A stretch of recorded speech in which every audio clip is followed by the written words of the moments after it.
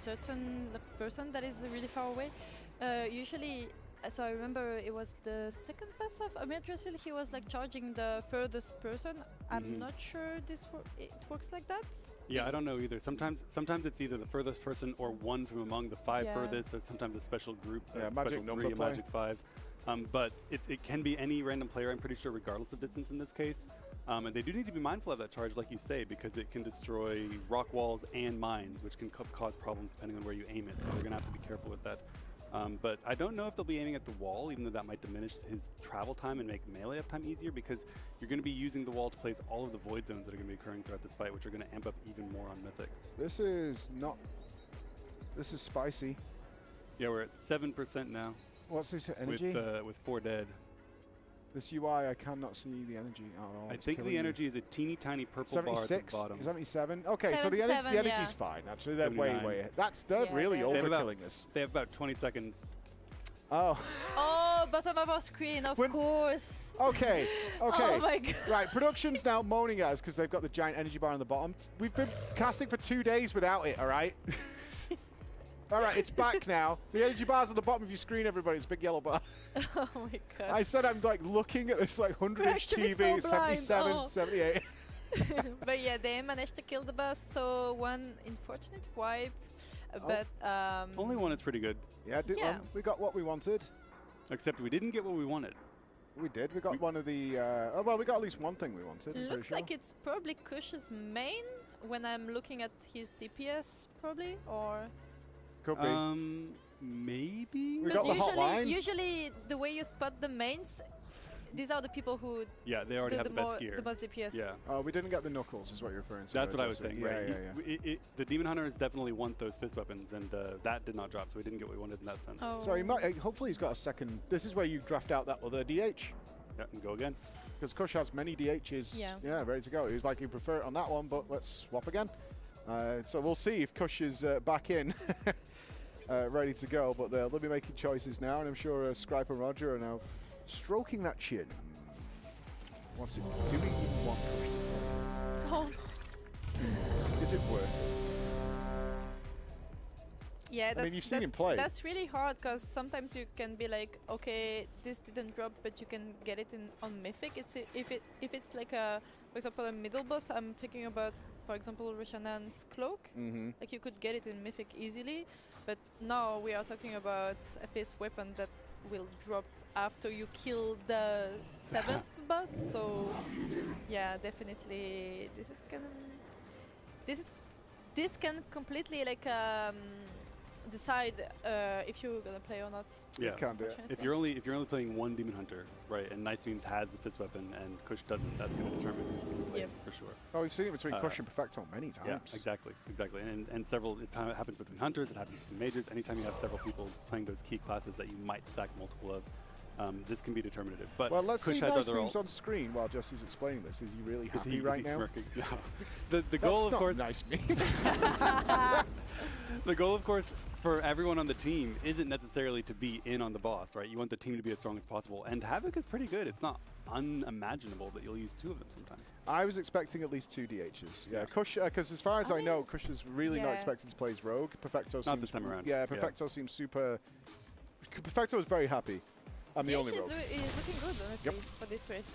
So yeah, having 2 DHs could be really, really interesting. Yeah, nice feet. I think it's nice quite plausible. toes. Why? Nice memes, nice feet.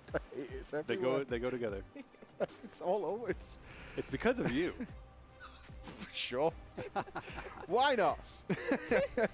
I'll take it. Sure, no problem at all. Thanks, Jesse. Yeah, absolutely. I appreciate that. So we'll see what they're going to do now is whether they'll come back in and we'll see Kush appear on yet another Demon Hunter, because, I mean, 2 of them probably they're very well geared. Oh, yeah. I think he had like 7 or 8 Demon Hunters. Options. Yeah.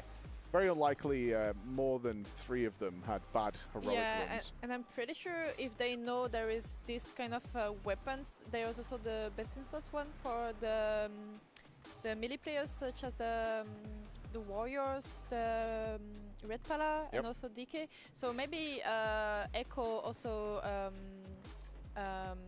were like, okay, guys, we really need to get this fist weapon, for example, so we are gonna gear many DHs for Nice Memes and for Kush, for example. So maybe they also thought about this. I would say.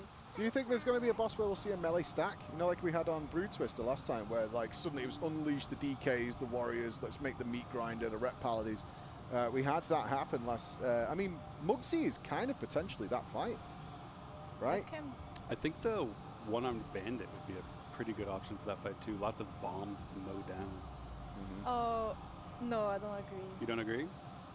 Because it can get hit? I think it's way better as range. Yeah, I mean, probably, but anytime you have a big group of ads that you can root and Ursul's Vortex and like Bladestorm on the edge of it, maybe it's okay, but you could be right.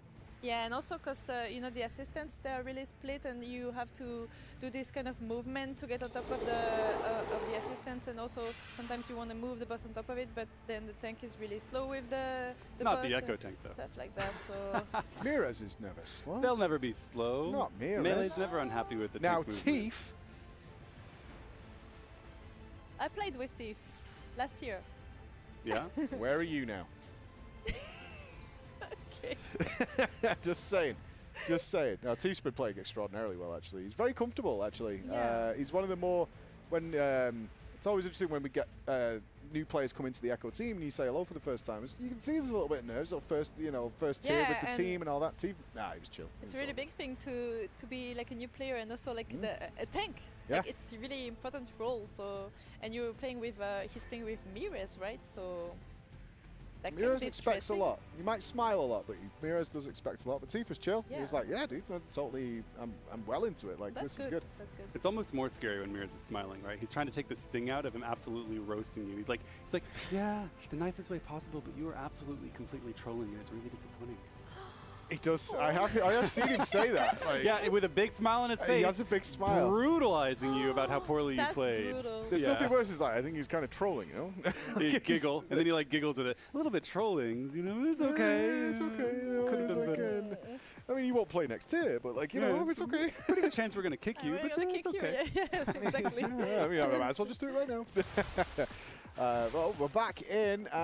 What do we got? Show feet. I don't see a Kush. That's what I'm looking for. Or have they done Kush They're dirty? still grouping people. Yeah, fingers crossed. Yeah, that's Tommy Mommy. That's Kush. Of course, that's Kush. If you're looking for Kush, you don't see him. Look for the weirdest name in the group.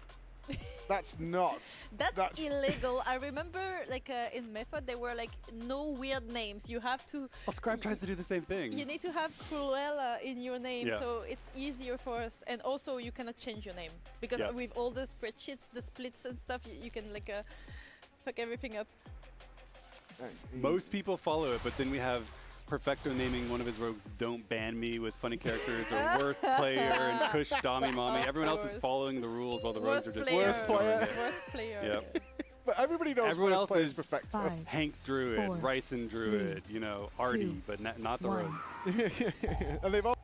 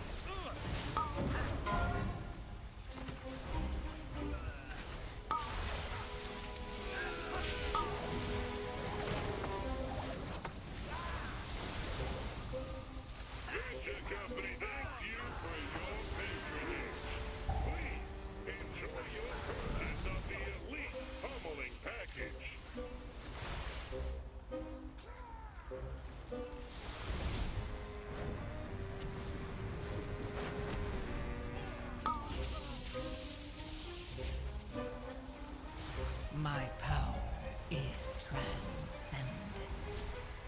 Share in it.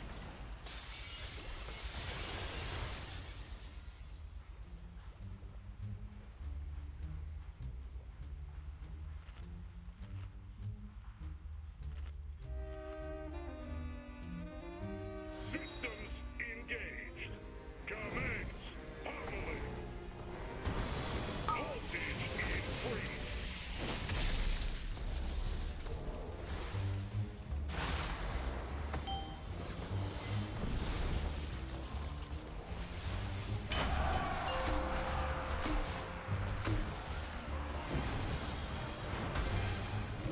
Damaging this unit violates the terms of use. Lethal force authorized.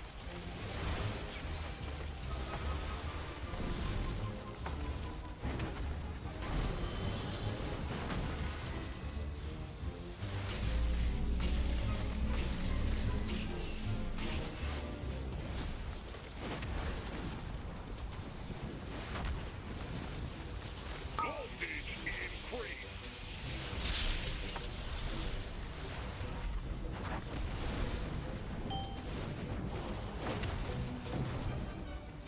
My power is transcendent. Share in it.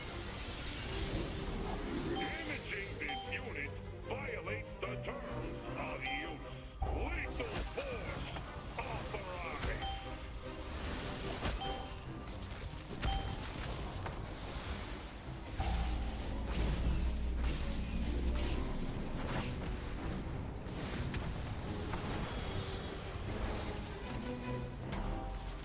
Voltage increased.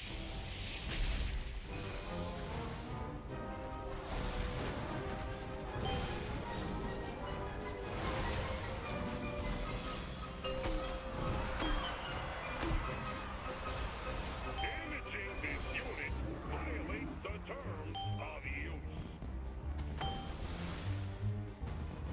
Lethal force.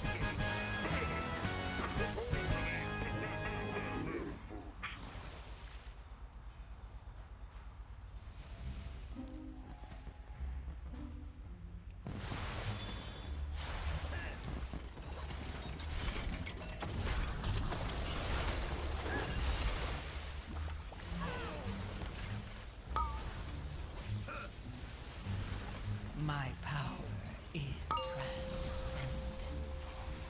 Share in it.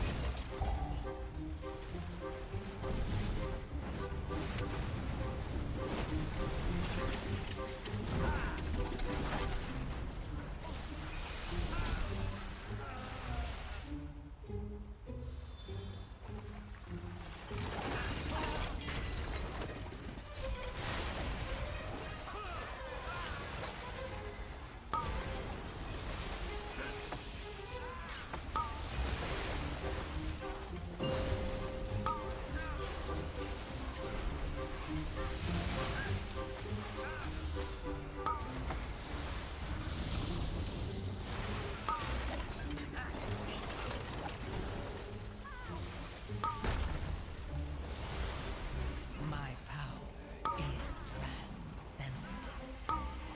Share in it.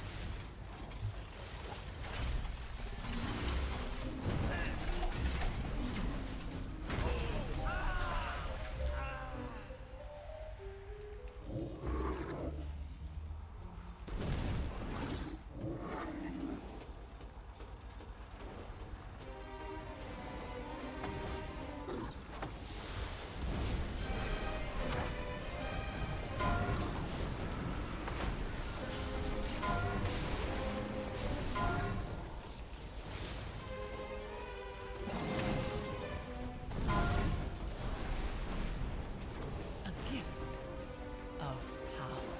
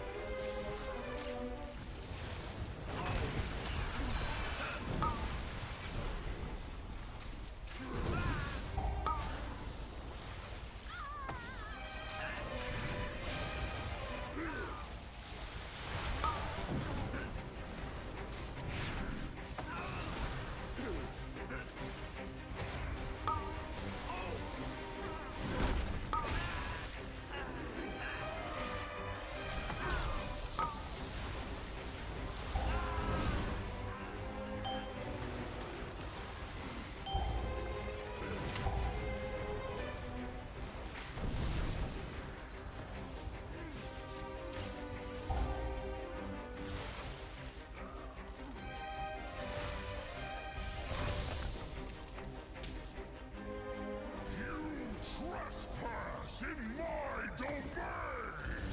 The blood of Azeroth! A gift of power.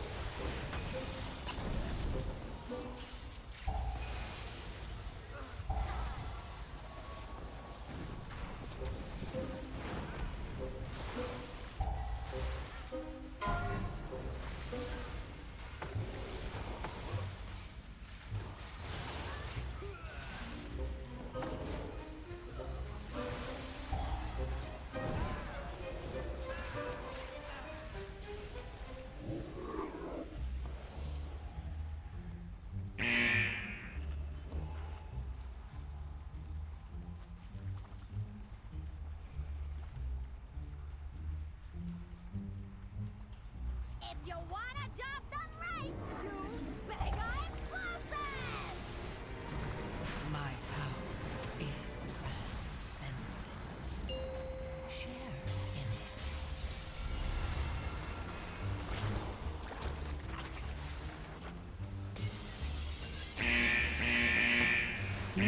I love the smell of propellant in the morning.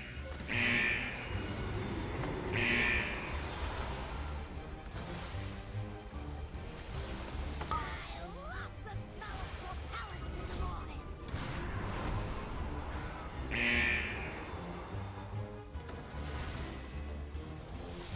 I love the smell of propellant in the morning.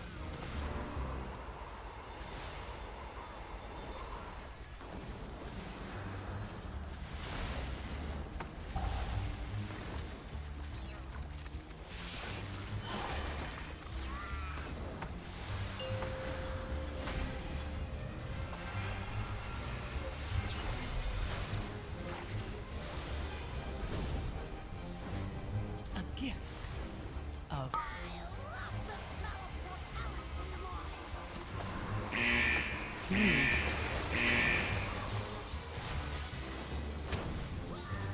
I love the smell of propellant in the morning.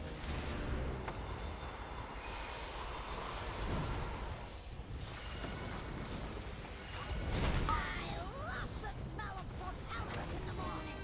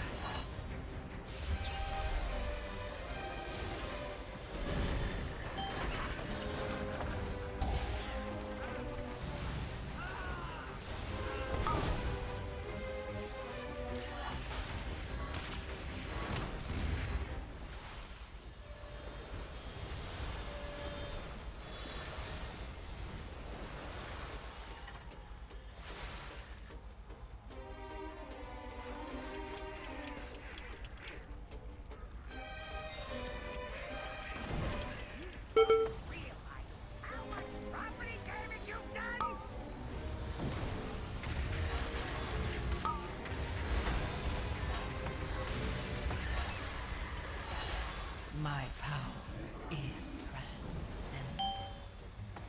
Share in it.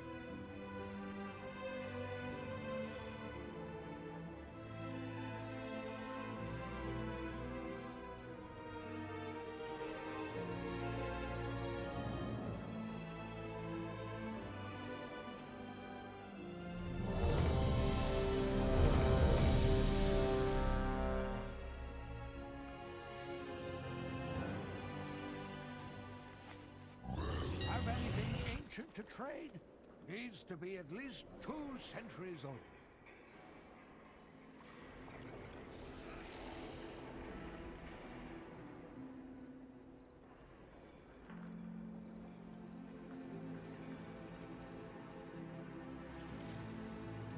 If you find anything exotic, bring it to me.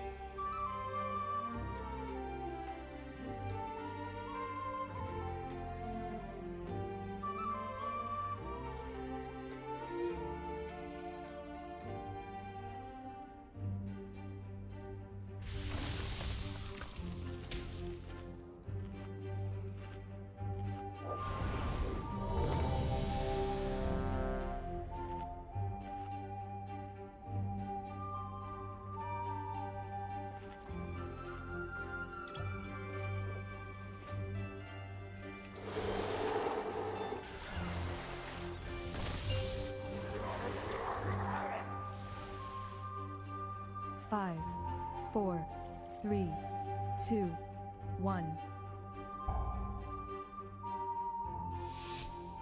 Sunflower.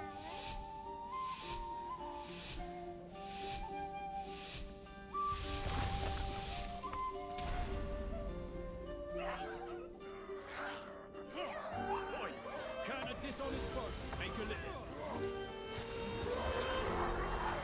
Oh, I could do something a little harder. Show 'em what we got on tap, Hellfire.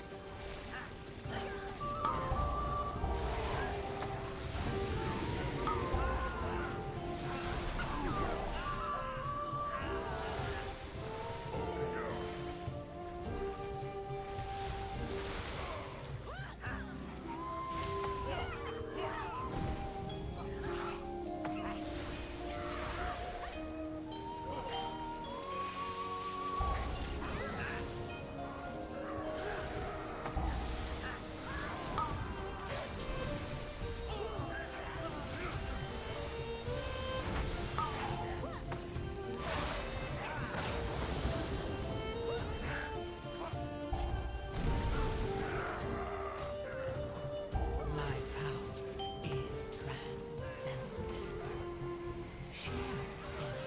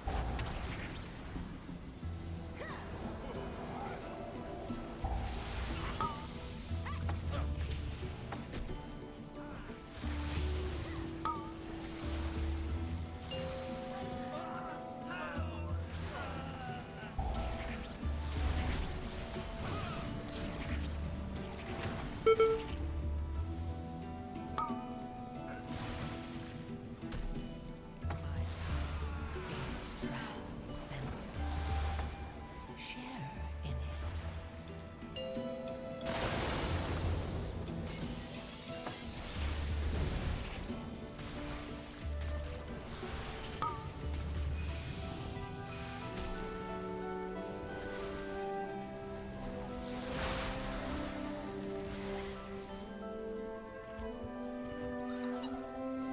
It's to be a bar fight then. Good.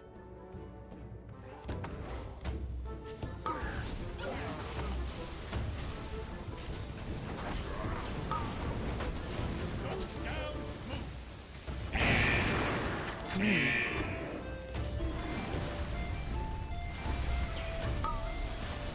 Break it off.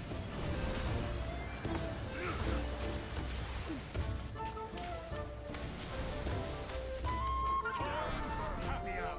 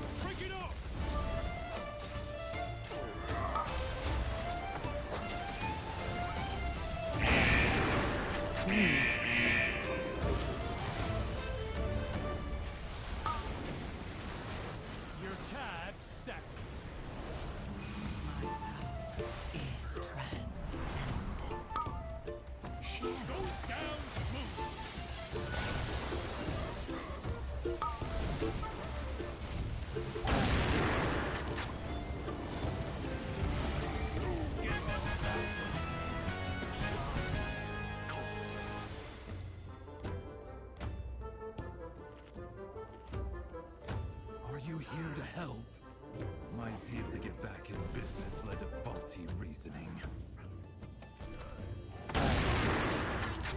Pussy didn't read.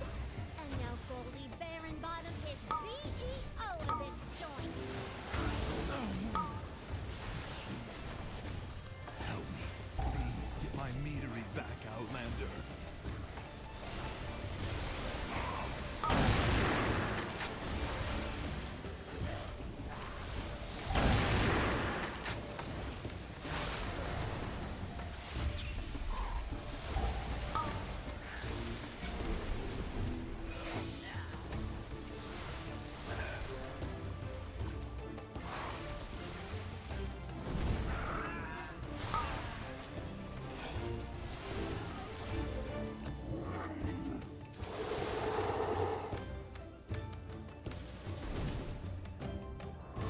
A gift of power.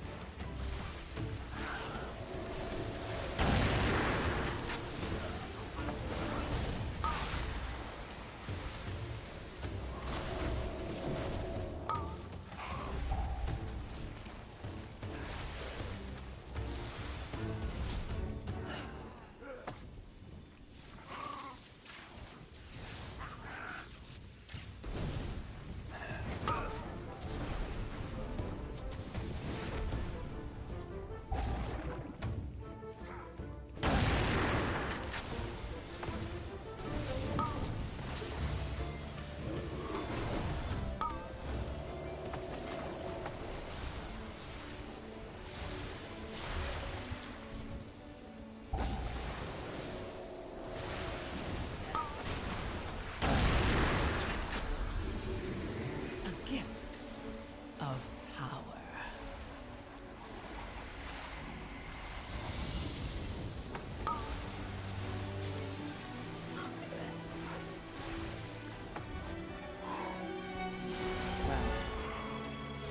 My you put them in cages?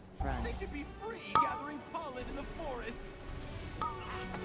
We had to lock up your bees. Letting the free range was too much labor. And their anger and frustration just makes their honey spicy. Right, Bank? Bank!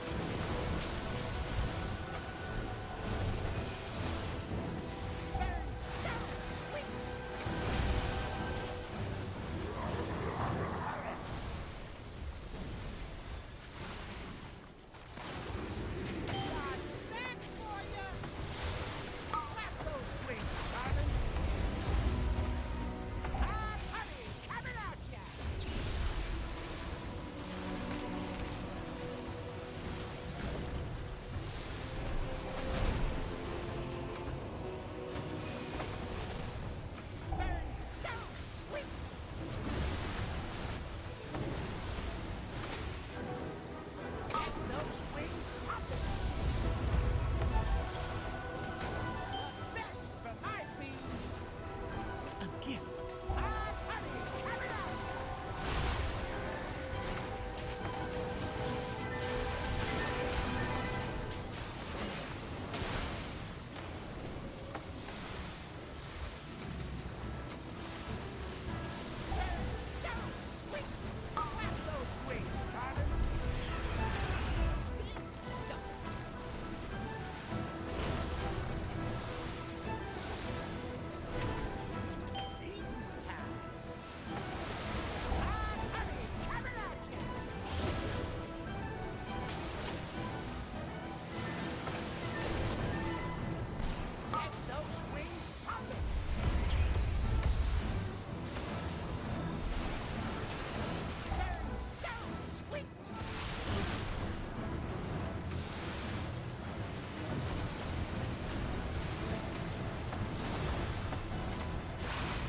Your survival wasn't necessary. Got snacks for ya! Hot honey coming at ya! Whack those wings, darling!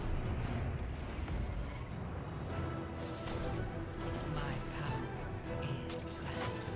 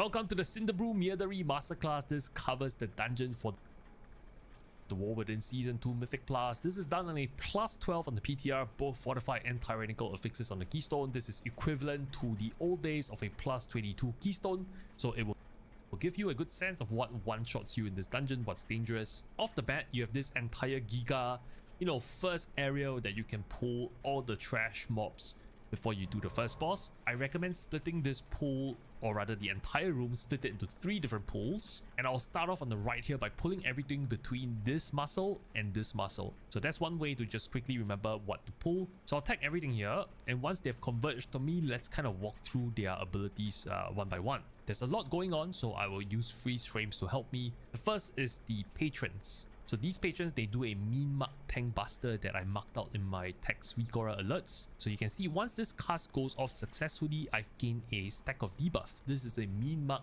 bleed. So the mean mark does a damage upfront component, but it also leaves a damage over time in the form of a bleed. Again, dwarves are very OP for cleansing bleeds. Then you have this muscle that is channeling volatile CAC. As you can see from my dungeon Vigora pack, it says AoE.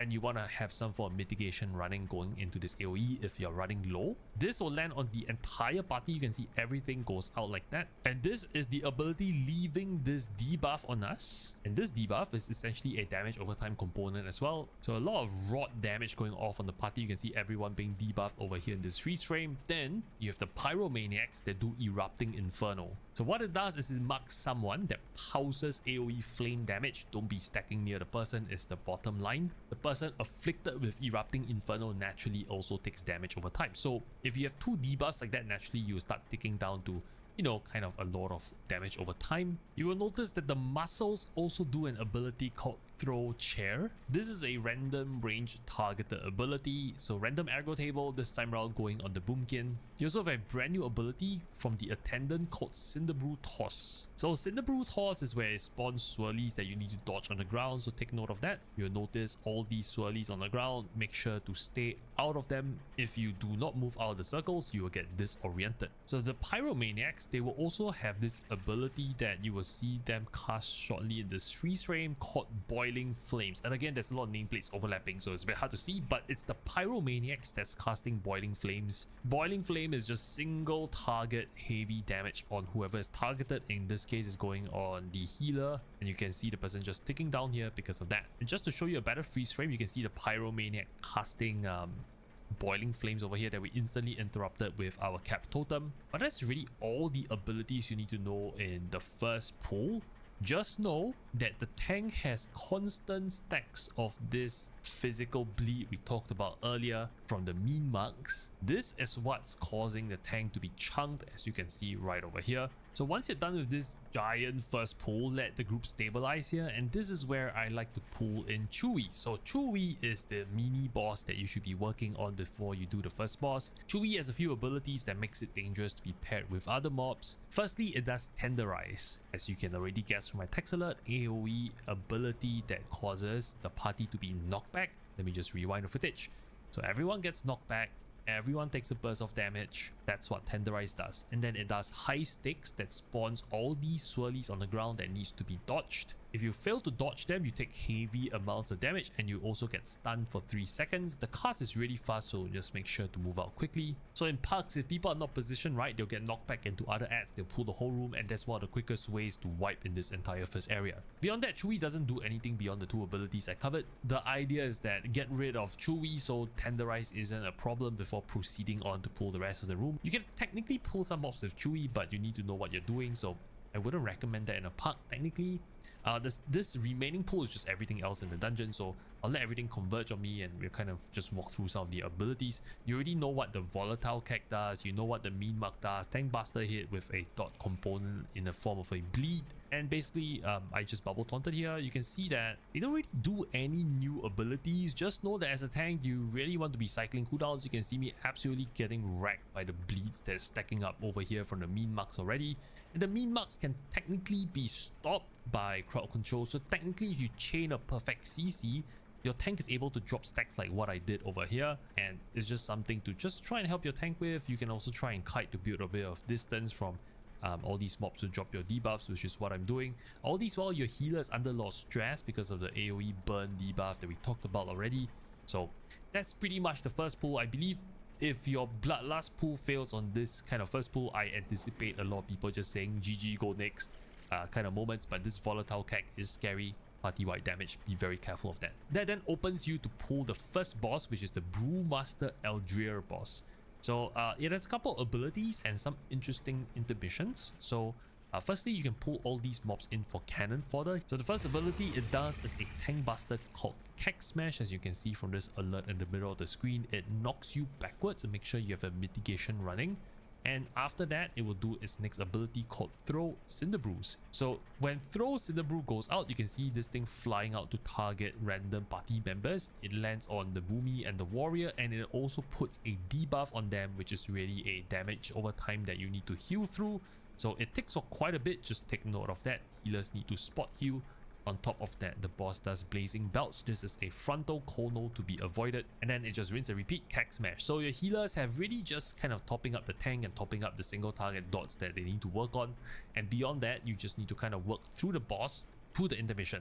So the boss intermission is at 66% and 33%. It was initially energy based, as you can see from the top, but it no longer is energy based, so just take note of the breakpoints. At 66%, the boss will run to the bar and it will start channeling the intermission, and it will do Happy Hour. While Happy Hour is up, you can't damage the boss. It has this shield on it and you need to do an RP. So what does it entail? Well, the boss will basically spawn all these marks on the countertop. You can see these glowing marks over here. You can click on them and you will basically carry the Cinderbrew. And what you need to do is you run around the room. There's this right side of the room and the left side of the room off screen that you can't see. They would have all these patrons glowing red, and you can see the angle here to the left. You can actually see the patron. You need to run onto the patron and that will deliver them their brews. And the idea is that you want to deliver brews to all the raid patrons. You might need to make a few trips in order to, deliver all the brews, but once it's all delivered, the boss will resume the fight, and it will also spawn all these swirlies on the ground that you just need to dodge. If you walk into them, you get stunned, so make sure you don't get knocked back into any of these kind of clouds that move around, because they do stun you. I forgot to mention Throw Cinderbrew. Not only does it target people with the debuff, it also causes all these swirlies to spawn and puddles to spawn on the ground. So you just need to move around the room, dodging both this moving clouds and kind of the puddles on the ground. And that's really all the mechanics. At 33%, it phases again. So you need to do the Happy Hour mechanic. You run out to different parts of the room, deliver the brew. Once everything is basically delivered, the boss will then converge upon the tank or whoever has aggro at the point and just simply rinse and repeat its abilities until it dies off. Once you kill off the boss, there is two different wings you can head into. I don't think there's an ideal route that's figured out on the PTR yet, but eventually, again, this video is not about routing. We'll cover all the routing stuff down the line. There is a cooking buff that you can get over here. I will probably make a separate video on all these buffs, but you do need 25 skill in cooking or alchemy actually. From the War Within expansion launch, I believe it gives you an extra action button where you can toss some sticky honey at mobs. I don't think it's very significant, but again, I'll make a separate video down the line about this. But the point is, you can go either wing. We decided to go into the B wing, and you'll see me kind of working on some mobs already. So maybe I'll cover all the mobs when they converge upon me. So let me just run into the hallway. I'll pull all the mobs and we can talk about them. So I tag all these harvesters and I line aside over here in the corner. But let's talk about what they all do. Firstly, we have this harvester that does Swarming Surprise. At the end of the cast, it deals a burst of AoE damage that you can see going out on the party frames here. It also applies a debuff to everyone. This debuff causes everyone to take increasing amounts of damage to the next cast of Swarming Surprise. Meanwhile, the worker bees will do Shredding Sting.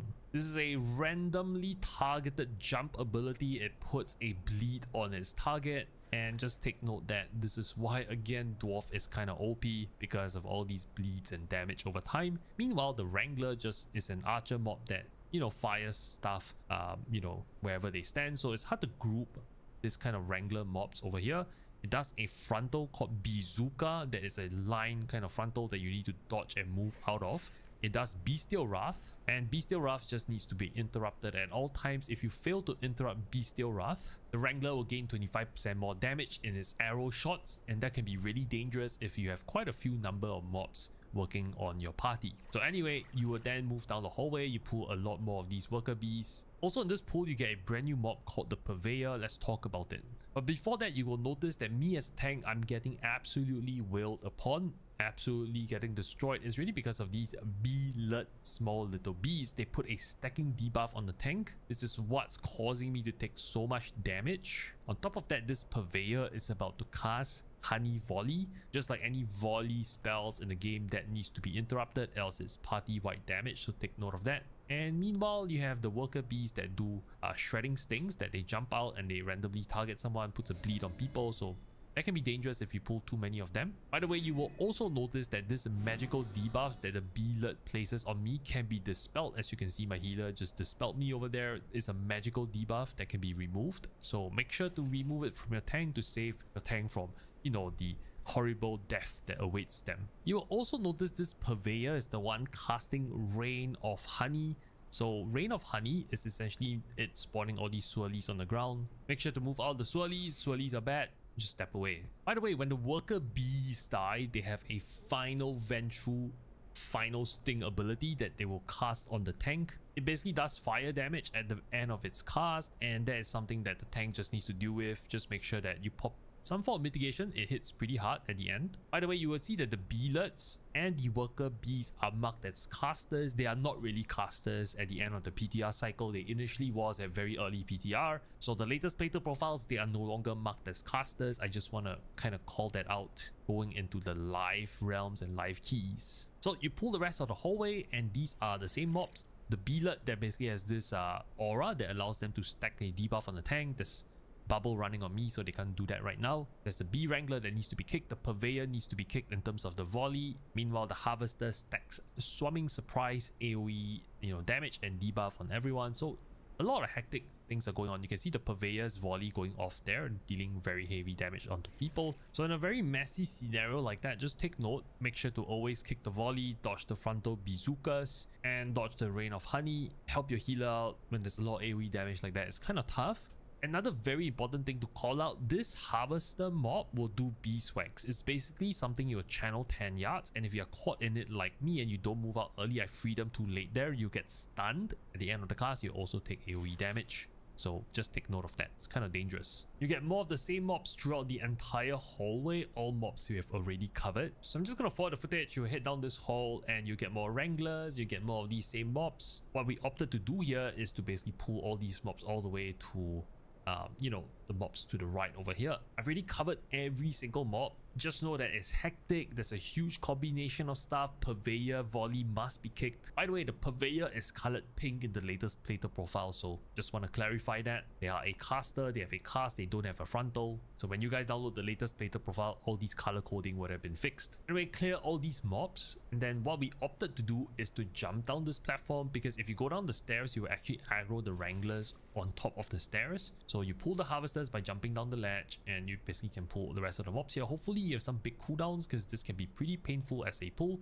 The boss is actually patrolling through the middle of the room, so you don't want to pull the boss with all these ads. You want to tank the ads, you know, away from the boss. Make sure you clear all of them before working on the boss. I've covered all the mobs already, so I won't repeat them. Once they're about dead, I pull in the additional bee-let mobs in the corner, and then just take note, there's also some bee-lets lying on the other corner. They basically are the ones that put the debuff on the tank. Once all the big mobs are dead, I then do the boss alongside the bee-lets. As long as your tank can survive all the debuffs going out, you should be okay. Really, the only mob you shouldn't do with the boss is probably the harvester, because it stacks this swarming surprise debuff on you that just causes party-wide damage to increase over time, and the boss also does AoE party-wide damage, so you don't want to stack those. And so we tag in the boss Buzzbee, and Buzzbee is probably the harder boss in Cinderbrew Meadery. It does this ability called Snack Time, and it summons all these barrels on the ground, and these barrels will then always spawn all these ads throughout the entire fight called Cinderbees. And on top of that, it always debuffs the tank with a fiery circle. At the end of the debuff, you will time out and you will drop a fiery puddle. As a tank, I think a good practice is to drop all the puddles on the sides of the room, so you keep the middle of the room clear for your party to do mechanics. And here's what I want you to notice: whenever the ads die, the ads will basically spawn as NPCs that you can interact with. Ignore the fluttering wing mechanic, we'll talk about it shortly, but you can see my parties are trying to ride on these bees, and what you're trying to do here is that you can see one of them who have controlled the bees can essentially take the bee and they can ram it into the barrels. Continue to focus on my party over here. They're riding the bees already, and they're basically riding this bee and ramming them into the barrels with an extra action button.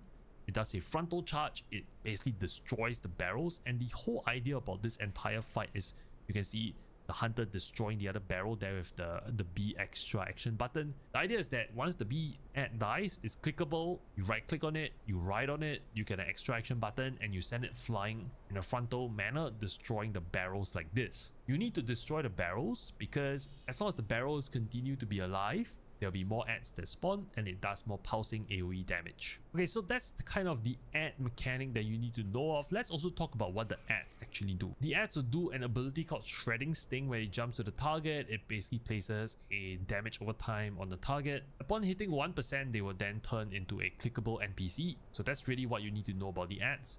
I also want to talk about the boss. You will notice it's casting Honey Marinade throughout the fight. Just to be clear, this is literally what I talked about earlier. This is the tank debuff, and it basically places the fiery circle that, you know, spawns a patch of fire. On top of that, the boss does Fluttering Wing. Fluttering Wing is this AoE pulsing damage it does, and it also constantly pushes everyone back. The healer needs to prep a cooldown going into Fluttering Wing, make sure everyone is topped because it does quite a bit of damage, as you can see on the party frames here. And that really is the entire fight. It's all about controlling the ads. The tank needs to pick up the ads in terms of aggro, and if not, they will jump around, they'll start attacking your team members. The aggro table is random for the Shredding Sting, and this is what's causing all these single target rod damage on the party. And the challenge really is when the boss does his AoE white Fluttering Wing, everyone needs to be topped from the dot that they are taking from the ads. And so again, it's an ads control fight. You need to ride on the friendly NPC ads when they eventually reach 1%, send them flying into the barrels with the extra action button, control the arena in terms of how many ads spawn, and this fight will be a lot simpler. Just to demonstrate how it works, you can see when the ad dies over here, I'm going to click on it, I will then ride on the bee over here, and basically your keybinds will update for you to use an extra action button to send it flying into this barrel over here. My action bars are hidden so you don't get to see it, but it's basically 1 by default. You can send it flying into the barrels. Although depending on UI, some of you might have an extra action button. Point is, send the NPC flying into the barrels to destroy them. Eventually you might get overwhelmed as the fight goes on. It might not be possible to clear out all the barrels, so you might be dealing with something like 5 ads at any point in time, a lot of Shredding Stings. Want to save all your defensives for later on in the fight where you're kind of low going into Fluttering Wing, and that's the most important thing you really need to take note of. As a tank, I just slowly place puddles along the wall and I slowly move them out of the room. Make sure you control the ads and you should be a-okay. After the boss, just know that you can actually skip the pack of beelets to the left. You can just hop onto the ledge over here like what I did, and you can run to the next wing. Now you can also choose to do this wing first and do the bee wing as the second wing. Completely okay, up to how you want to use your Bloodlust timings. Now you will then go through this hallway into the next wing. There's a gun that you can pick up from the ground. This is basically a flamethrower, and I'm just demonstrating how it works. Basically, you have an extra action button that you can then use on mobs that does this conal frontal flamethrower thing, which is kind of cool. And obviously I totally butchered it, but point is, that's something that you can use. Anyway, I proceeded to tag all the mobs, and let's just talk about what these new abilities are. You would have this thing called Fail Batch. Where's this thing coming from? It's coming from the Scientist. You can see that this ability is on cooldown now. It's basically this ability that this Scientist will then use in 3 seconds. It causes Failed Batch to spawn. It is a brew that must be destroyed. If you don't destroy this Failed Batch, meaning you don't kill it in time before it finishes its channel of explosive brew, you take party-wide damage. Very hard to recover from. So the moment you have Scientists in your party, you need to swap hard to any failed batch brews that spawn, single target it down. Meanwhile, because there's a Pyromaniac in the pool, it would also be putting out debuffs called Erupting Inferno that we already covered. Move out of people with the circle and single target all the explosive brews. The Scientist also will cast Rejuvenating Honey. This is the channel that you see that is a must interrupt. No surprises, this is a heal on an enemy mob, so make sure you interrupt it. We've also covered what Boiling Flames does already, also another pyro priority interrupt. Meanwhile, the testers will do something called spill drink. This is a self buff that, you know, allows them to have a damage increase, so just take note of that. You can see this successful cast on this nameplate over here. This basically buffs its own damage by, I believe, 10%. Meanwhile, the hobgoblin does a frontal called reckless delivery, and you want to bait this away from your party. Don't send it charging into your party members. They will get stun.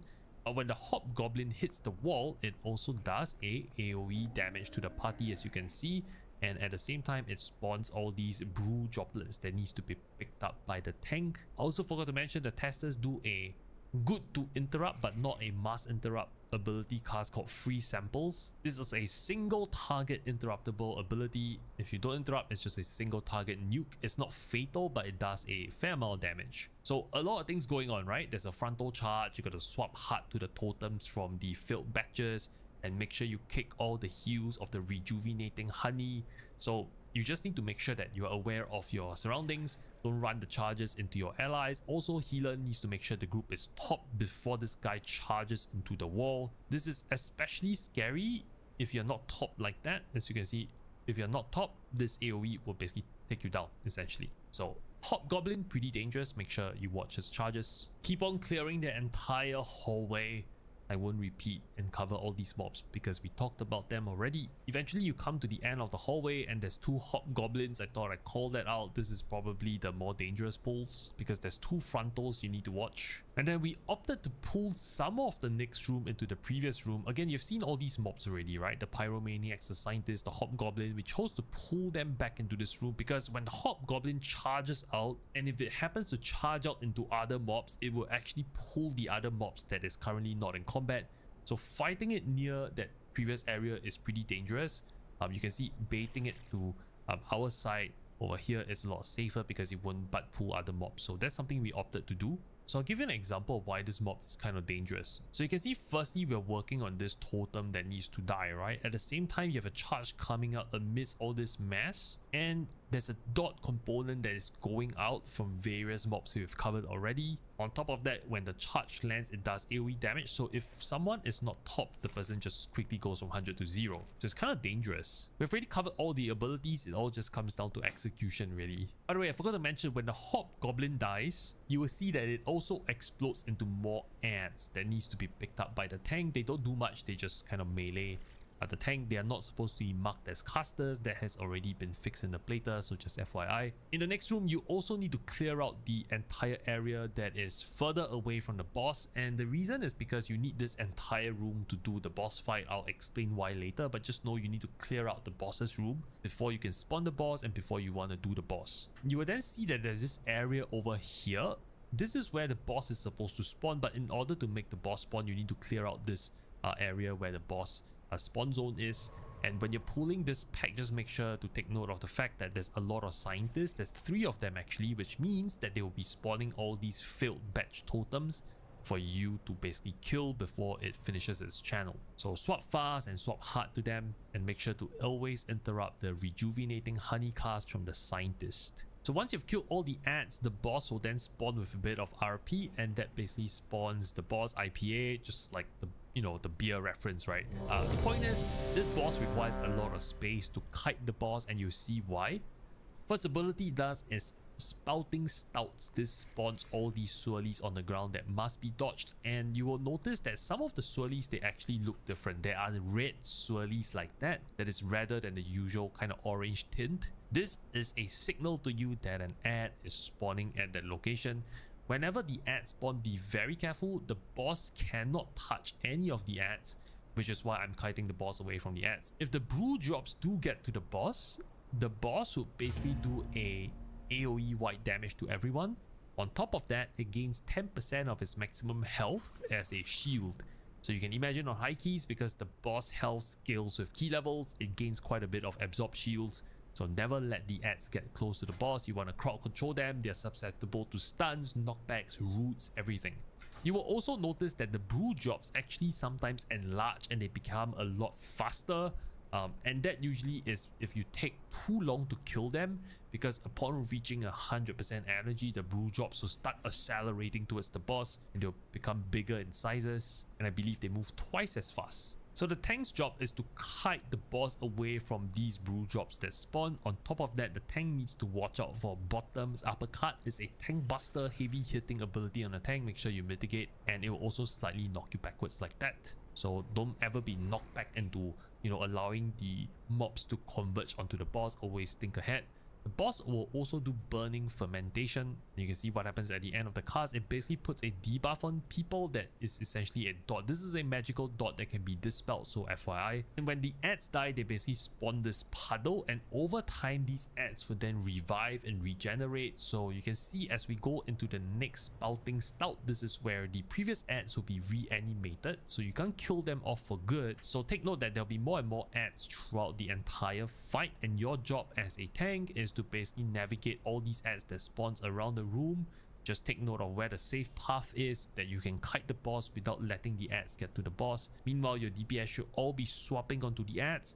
The most ideal tanking spot for the boss should be such that they are quite far away from the drops, but not too far away that your melee have to run to Narnia to kill the ants, then run back onto the boss, and you lose a lot of uptime. There's a point of danger here. So when the boss does spouting stout, it is immobile. You can't move the boss during this time. At the point in time, the ants already are moving towards the boss. So you want to be on high alert. You can see us hodging the brew drops that are moving to the boss when it's channeling spouting stout. We need to stun the ants or slow down the ants during this phase, because the tank cannot move the boss. So help your tank out, CC the mobs. Basically, you can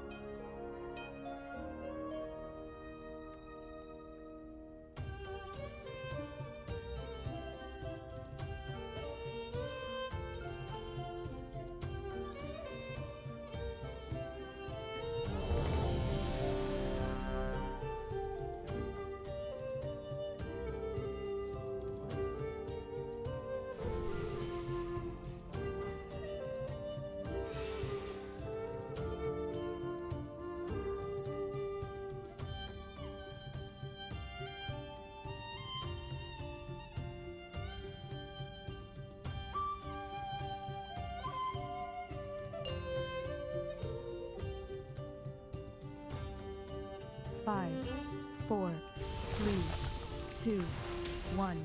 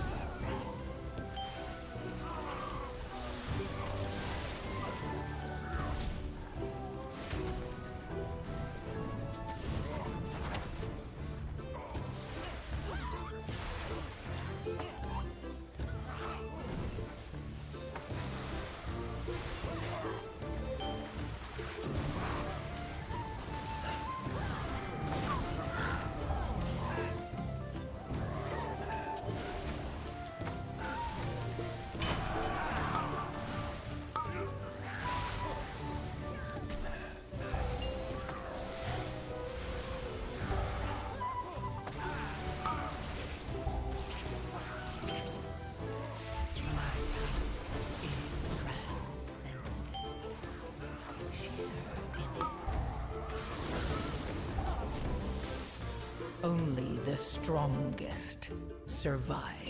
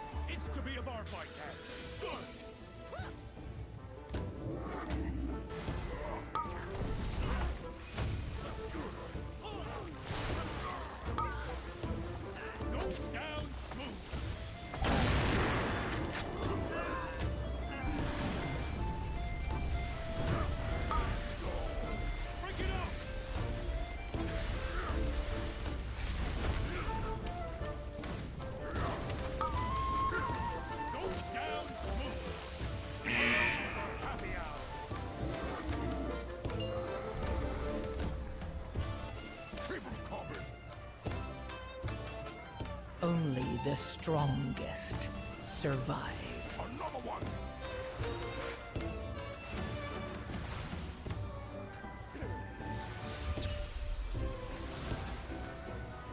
Where's my drink?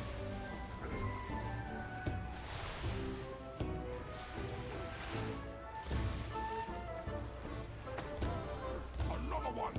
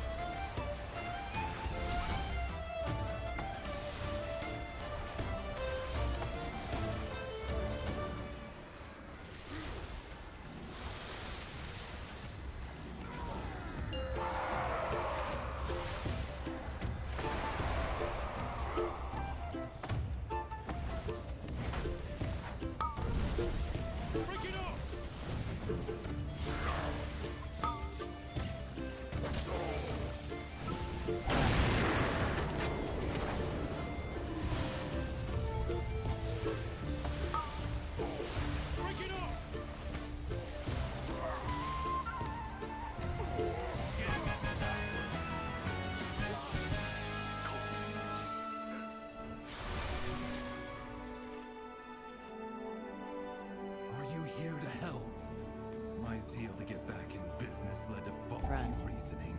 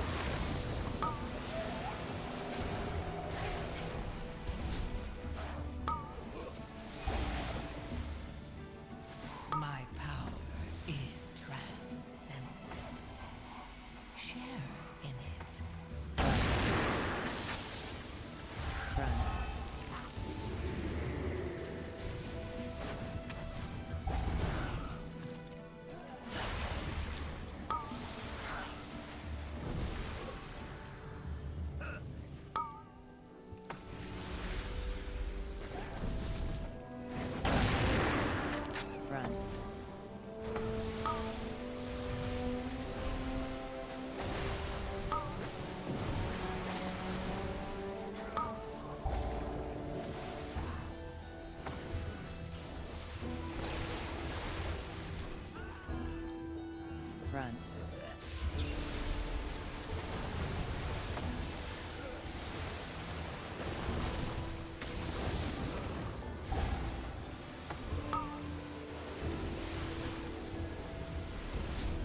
My power is transcendent.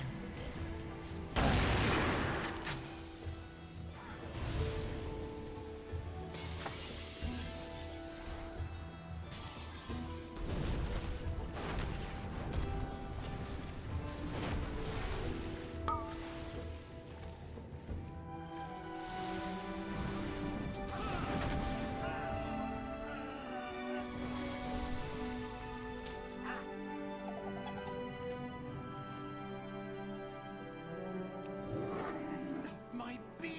You put them in cages? They should be free gathering pollen in the forest.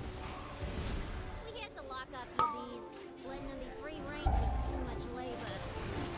And their anger and frustration just makes them Front. right, Bank? Bank!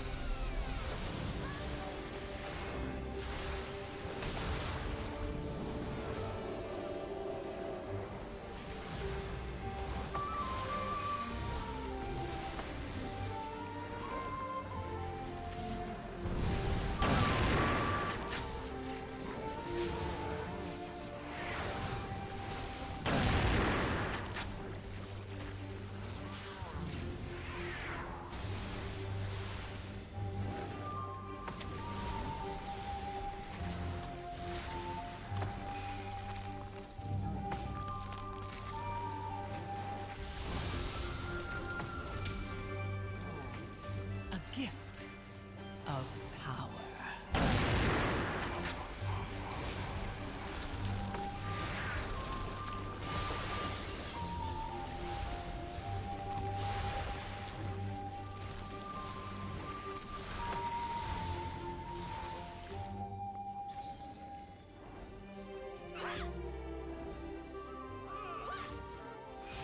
Oh no, my stills! They bypassed the filters!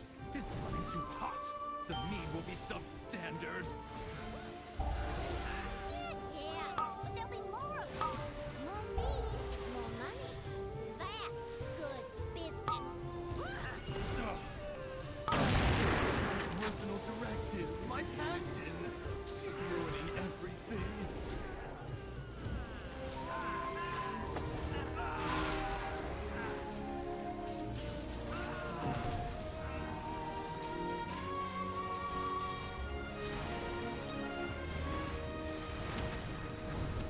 A gift of power.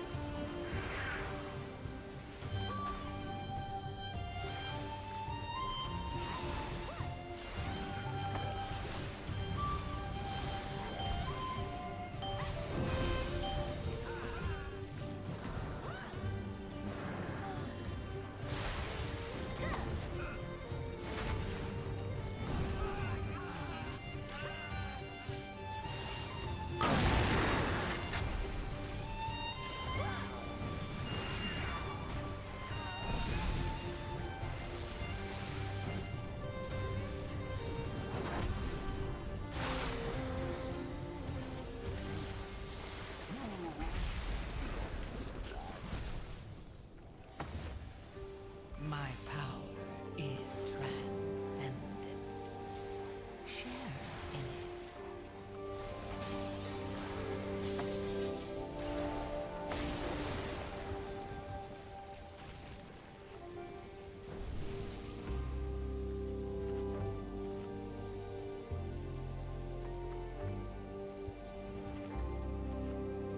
An elemental made of mead? Oh, my cinder brew! Rubians are one thing, but I cannot process this.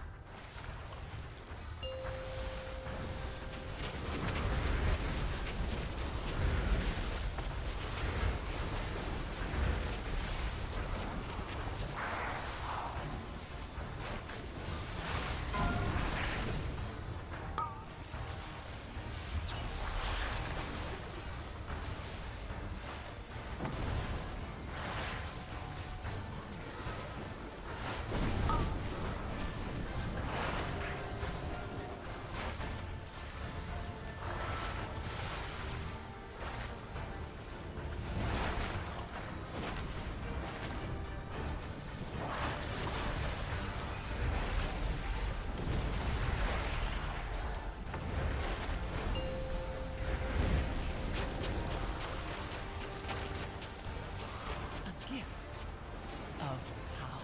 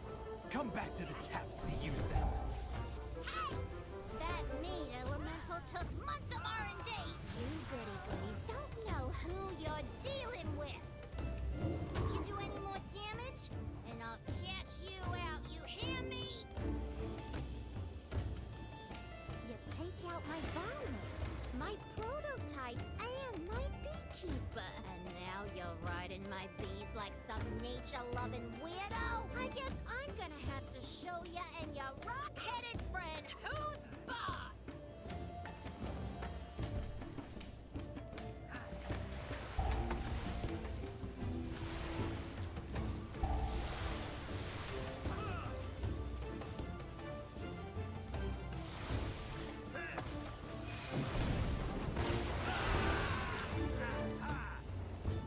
My power is transcendent. Share in it.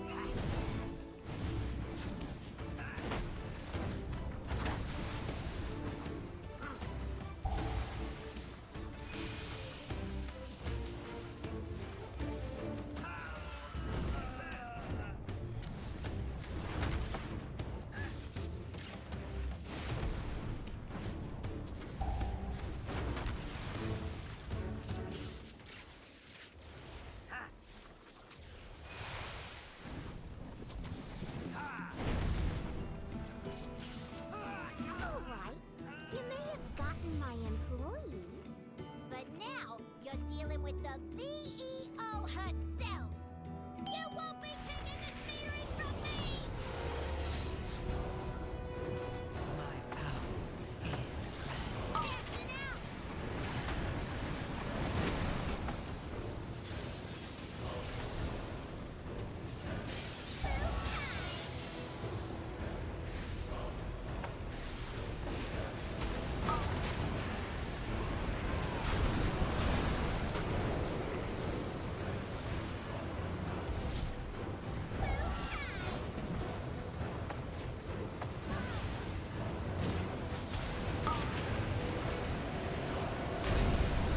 Dealing is my business, and it's moving!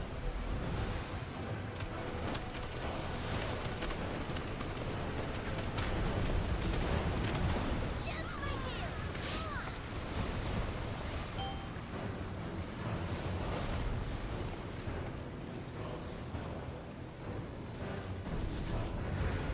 Dashing out!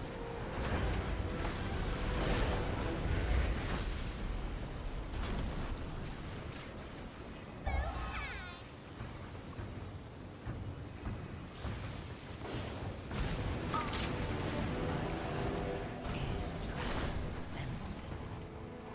Share in it.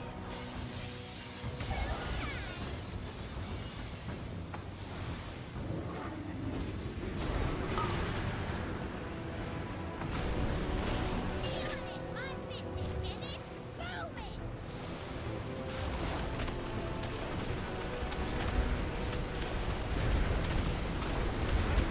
Just for you!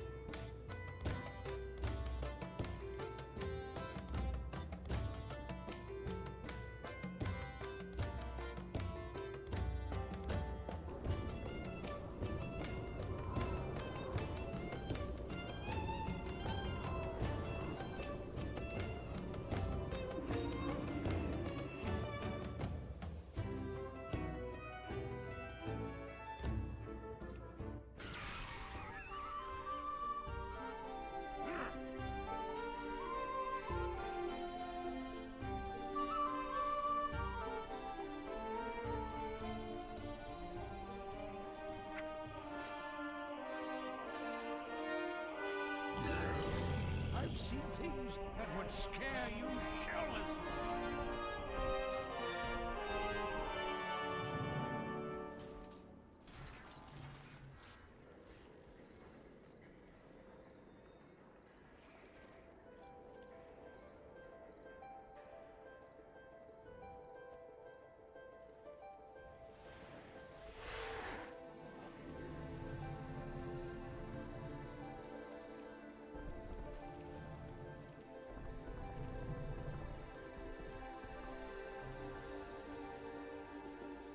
back with some better stories.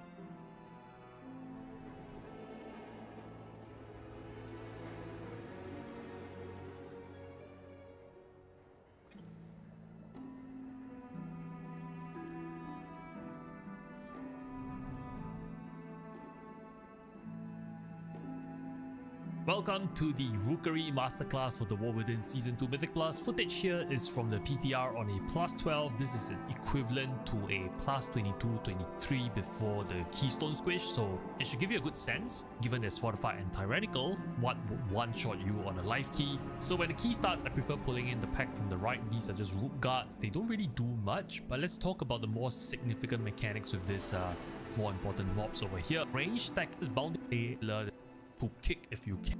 A boomerang actually works, so just know that the hardest mob in this entire area is really the Void Rider. The Void Rider is the most dangerous mob because it does a unavoidable party-wide AoE. So if you ever choose to do 2 Void Riders, it's pretty much a bit too dangerous. I think it's pretty much on high keys undoable. So you want to play the Void Rider with another pack. In this room, you ideally don't want to do one pack by itself. It's very inefficient. I would say minimum 2 packs, but just make sure that on your 2 packs, you have only 1 Void Riders at any point in time. Naturally, if you can minimize the amount of Thunderers per pool, that'll be great. 4 Thunderers means 4 bolts to kick, and that can quickly kind of one-shot someone with bad RNG. I'm going to try and zerk down the Void Rider as much as you can, because you can see this Void Rider does this pulsing localized storm, just lots of AoE damage. So the Void Rider also does an ability called Wild Lightning, and it does this frontal charge and frontal corner over here that you just need to dodge. Beyond that, that's really all this pack does. The only reason why you die is you get lightning bolted into the AoE storm of the Void Rider if you are not topped. So on this storm, it might be wise to pop a personal, especially if you know the lightning bolts are on you. So you can see as all these tiny mobs die, I would then proceed to chain on other packs into this pool. In this pool, you get a Storm Rook as well as a Rook Tender. So the Storm Rook will do Energize Barrier. This used to be interruptible at the early PTR. This is no longer interruptible. And so that means that Storm Rooks are actually non-pink in color. The new Plater profile will update for that. By the way, speaking about Plater profile, Season 2 Plater profile is free. It's available and updated in the description. So you can also replicate all these colored nameplates. So the Rook Tender, this Lightning Surge is a must interrupt. If you don't kick Lightning Surge, it will send this Storm Rook into a frenzy. It will enrage it essentially. So make sure over 1 million of you. Welcome to the Rookery Masterclass for the War Within Season 2 Mythic. Is targeting certain people that will need some form of single target healing. The boss will also do Wild Lightning, which is a frontal AoE. You can see this AoE circles targeting where all the players are. So you just need to sidestep the swirlies and you're good. That's really all the boss does before it enters its intermission. It enters its intermission at 100 energy, where it simply does this kind of rotating beam around the room. It's called Lightning Torrent, and you just need to watch these orbs where they spawn. So the way it works is the boss goes to the middle of the room. You just need to watch where the orbs spawn.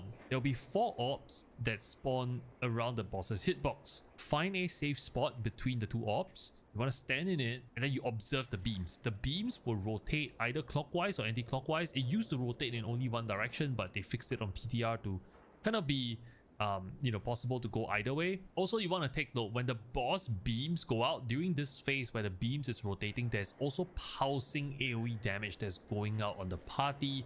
It's very light, slow pulsing damage, but it could catch people off guard. So just take note of that. If your healer is basically unavailable, make sure you pop a defensive cooldown. So right after this intermission, the boss will charge back onto the platform by casting Lightning Dash, and it will signal where it's landing with this circle. Move out of the circle, else you'll get knocked into Narnia or get knocked into the middle of the room. All are bad outcomes. The bosses then rinses and repeats, goes into its whole cycle again, spread out for Crashing Thunder, and then followed by the Frontal Wall Lightning until its intermission phase where it does the beam thing in the middle of the room again. So play out all the mechanics, kill the boss, and after the boss is defeated, you can then hop down into the middle of the room where you see these feathers. Now you can click on these feathers, an extra action button will appear. It allows you to basically port around like that. As you can see on screen, it gives you a visual indicator of a confirmed ground targeting circle, and it allows you to kind of teleport to the bottom of this entire area, which allows you to then engage all these brand new mobs. So let's talk about what brand new mechanics these mobs actually do. The first one is the diffuser. It does attracting shadows. So when it's casting attracting shadows, it's doing this pulsing AoE damage as the boss attempts to suck you into this circular kind of AoE death zone. You don't want to move into the death zone. You always want to move against the suction. But just take note, even if you're moving outside of that very bad blue AoE on the ground, you are still taking pulsing damage.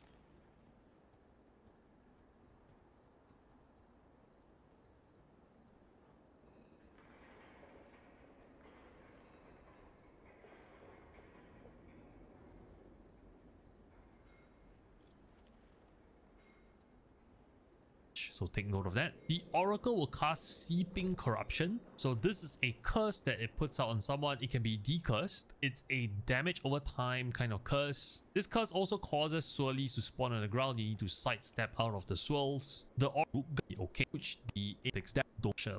You will notice is that the Crushers, they place a heavily targeted by the Void Crush, because if you're within 4 yards when the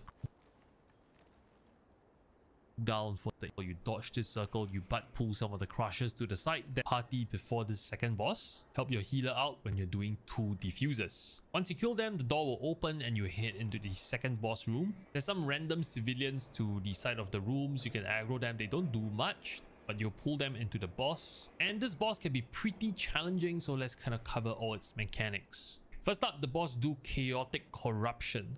So this is a hot potato debuff that it will basically put on someone. In this case, you can see that the hot potato debuff is currently on the Warlock. So it will randomly pick someone to do Chaotic Corruption. It then goes on the Warlock, as you can see on the unit frames. And how it works is you can see this timer on the debuff, right? When this debuff times out or is dispelled manually by your healer, the debuff would jump to the next person that is closest to the current person with the debuff. So when this expires, it jumps to the closest person, and the closest person to the Warlock currently is me, the tank. So you can see when it hits 0 in terms of timer, the debuff will then jump to me. It places a marker on my head and you can see this debuff going on. So this is hot potato, but there's a trick behind it. The trick is when the debuff falls off from you or it's dispelled from you, it leaves a vulnerability debuff on you. This debuff causes you to take 3 times as much damage from the debuff, which means you always need to pass it to someone new. You never ever want to pass it back to someone.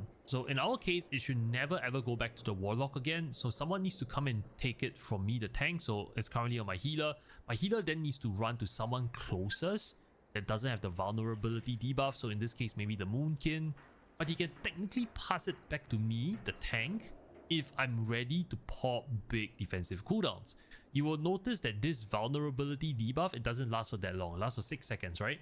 So technically, I can be passed the debuff back again during this final jump. Naturally, it's always beneficial to have your tank take the most amount of damage because we have the most amount of defensives, but you just need to manage who the debuff jumps to. You can see since the debuff jumps to me, I'm going to be taking a lot of damage, which is fine because we have synergies in this group. I know what he's going to do. I kind of expected him to pass to me. So even though I'm vulnerable to 300% more damage from the dot, the corruption, as long as I pop big cooldowns here, I will be 100% okay. So you can see me popping a trinket, hence the absorb shield. It does dip me low though, so you just need to be prepared and you just need to understand what your healer is thinking. Now the other ability Goren does that complicates everything is Crush Reality. It jumps out, it basically picks a random party member, it will target the person with a big AoE circle, and after its channel it will jump out and land. Upon landing, it will send out flying all these cyclones in all the directions of its point of landing. So you need to watch where it's landing. In this case, I know he's landing here. I need to give myself some distance away from this puddle to watch where the cyclones are so I can dodge the cyclones. So there's a lot going on. You need to pass the hot potato correctly without hitting any of the cyclones. And like I've said, if there's anyone who has the vulnerability debuff and you pass them the hot potato, they're gonna die. And so if you want to pass someone the debuff and the targeted person does have some form of from the dot, if he gets corruption debuff, the debuff becomes almost impossible to do.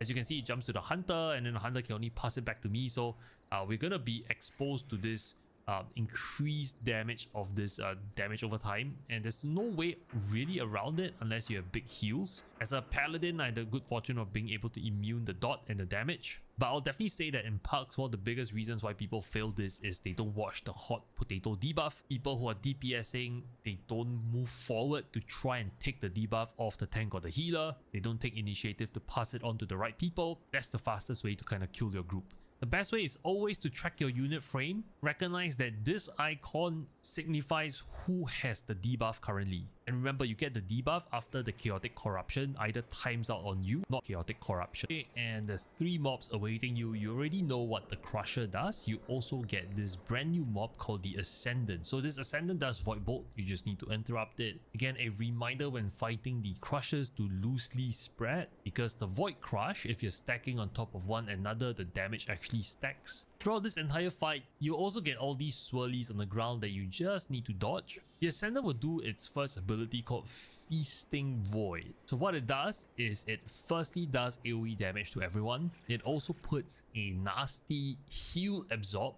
on everyone else too. A healer needs to heal through this heal absorb. Meanwhile, the Ascendant will go into its second ability called Umbral Wave. So Umbral Wave is where the boss spawns 4 orbs that surrounds its hitbox. In a short while, the orbs will travel in an outwards direction, so you want to find the safe spot between the 2 orbs, stand on the safe spot and just simply dodge the orbs. There'll be 2 waves of 4 orbs that you need to dodge. The second wave will always spawn in a slight orientation that is different towards the first, so you just need to adjust your position, find the safe spot again, and just simply dodge the orbs. That's pretty much it for these 3 mobs. Once you're done fighting all these mobs, you're supposed to jump down the ledge over here, and don't worry about dying to fall damage. You'll land in the water, then head up this ramp and you get all these tiny civilian mobs that don't do anything, similar to in the previous boss's room. You can pull all of them, and I would prefer to go all the way until the Void Stone actually. So this Void Stone is really the first dangerous mob you should think about in this entire pool. It does something called Void Extraction. So this is quite an interesting mechanic. Void Extraction would extract void energy from the mobs near it. So for every enemy mob near the Void Stone, when it casts Void Extraction, it gains 1 stack of a buff that gives it a 2% damage buff. And this stacks. The mobs around it will then get debuffed and they will do 5% less damage. So look at this channel, it finishes. It now has 23 stacks of this buff because it's basically absorbed the essences from the mobs near it. This is when he starts chunking me as a tank. And here's what's interesting about this mob. Void Extraction also applies to us players. So you can see that he has 23 stacks, right? On finishing this cast, he will stack to 28 stacks because there's 5 players near him, and we all get this debuff that results in us dealing less damage to this Void Stone. So it's an interesting math problem. You can think about it that way, I guess. Unleash Darkness will spawn all these swirlies on the ground you need to dodge, but it also pulses AoE damage, and you can imagine the higher the amount of stacks of damage buff the Void Stone have, the more damage this AoE pulse does. This can quickly scale out of control naturally if you're pulling the entire room. So if you're pulling big around this Void Stone, you need to synchronize when to pop defensive cooldowns, when to pop immunities. That's really important.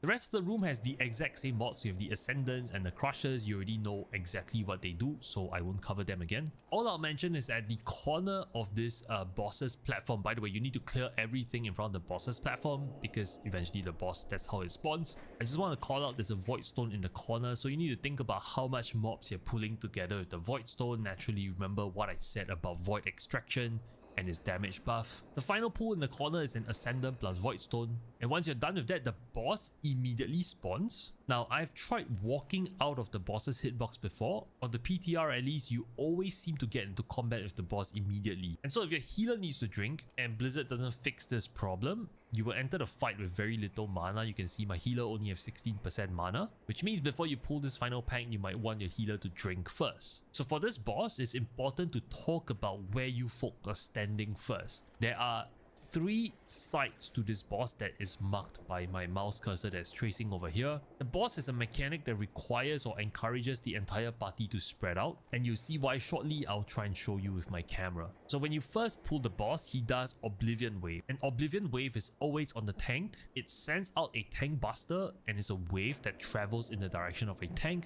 never pointed at any of your allies. You can see that my party is slowly starting to spread out over to the other sides. 1, 2, and 3. More specifically, the hunter is standing on the side where I'm tanking the boss. Over here, there's 2 people in the middle, and the healer should always be in the middle because he or she needs to be able to reach everyone in terms of their 30-40 yard heals, and the Boomkin is standing all the way furthest from me on the other side of the butt of the boss really. The boss will do Unstable Corruption. So what this is a magical dot that it places on 2 random people in the party. This magical dot will tick down and damage the player over time. It can be dispelled, however when dispelled it leaves a pool of bad on the ground. So you can see that it's dispelled off the Boomkin but it's being blocked by the boss, so you can't see the puddle spawning. But just take note of that, later you will see the room being filled up with all these puddles, that is why. The boss will then do Null Upheaval. It does massive AoE damage to the entire group, so people needs to be topped going into this AoE. And so it's dangerous if someone has the dot ticking on the person going into this AoE. They need to be topped up, else they will just die from this massive AoE. This AoE also spawns a ton of swirlies you need to dodge. He also combos it with a tank buster wave, so the tank needs to point it away from the party at this point. This AoE combo will also spawn 4 crystals in the room. 1 on this far side, 2 that is nearer to the middle ledge over here, and 1 that is closer to me on my side. All the non-tank players will also get a debuff that you see by this big circle over here. This debuff is called the Storm Rider's Charge, and when this debuff times out, it would then be able to detonate the stones that you see in this freeze frame over here.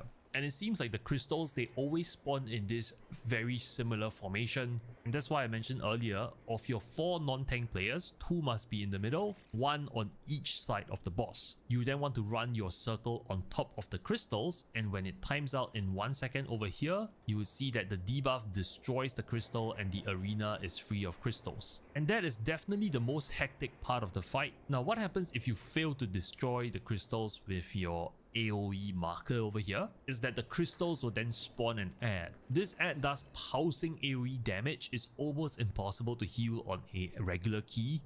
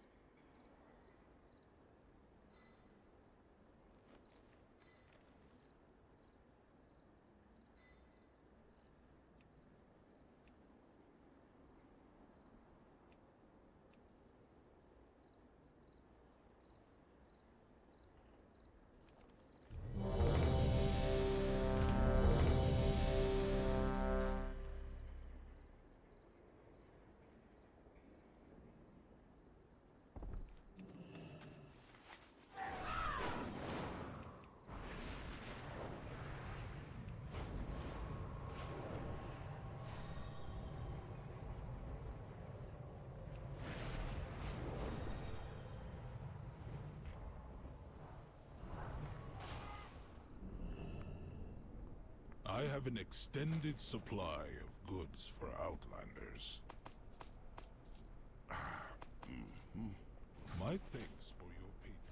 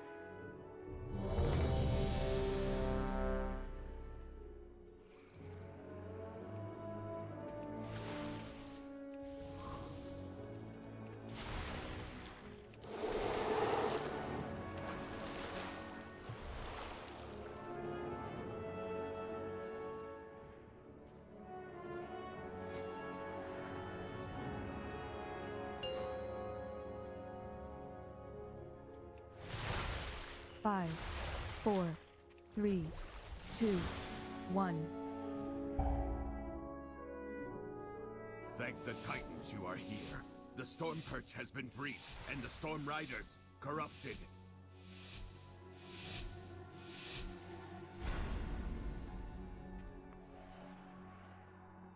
Hurry!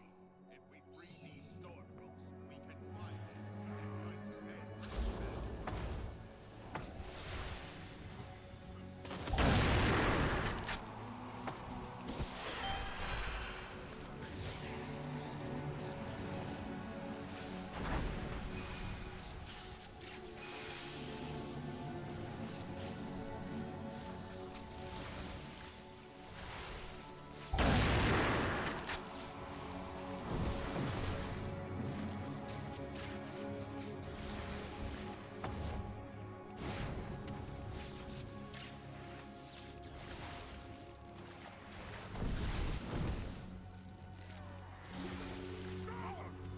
What if while you go to the roosts, I will distract them here? We can link up.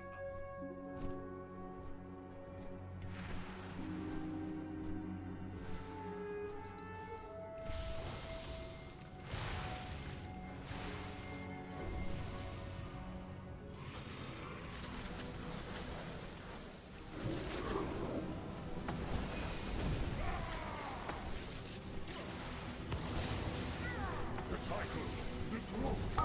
It should have been mine, Pilgrim.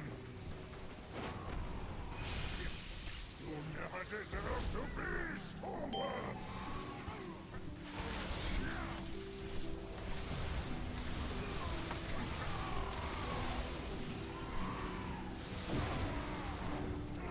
My power is transcendent. Share in it.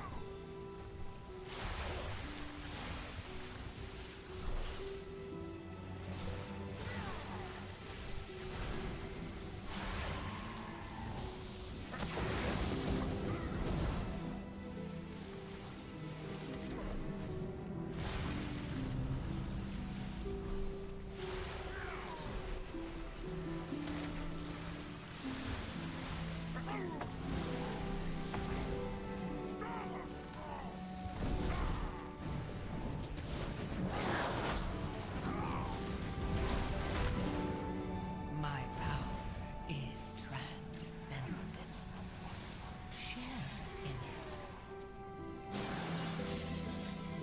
Share in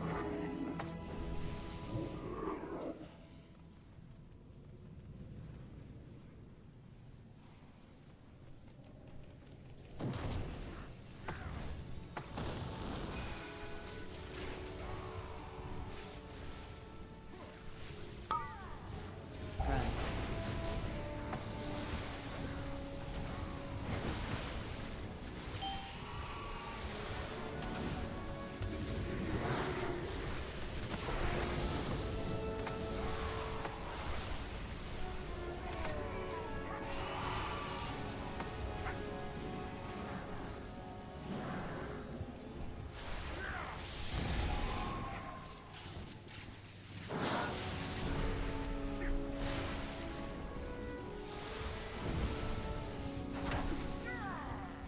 My power is transcendent. Share in it.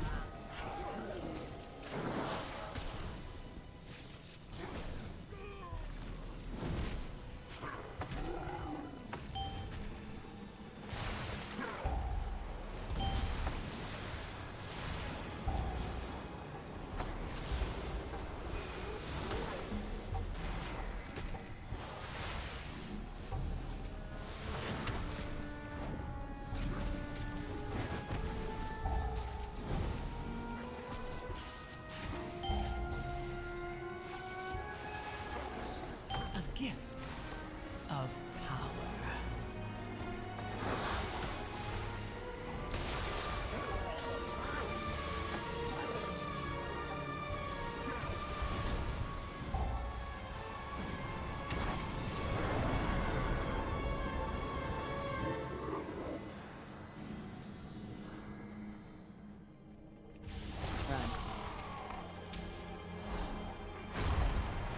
Come then, face me. I will stand I command this rookery. By right. Share in my gift. Your death is my directive. Your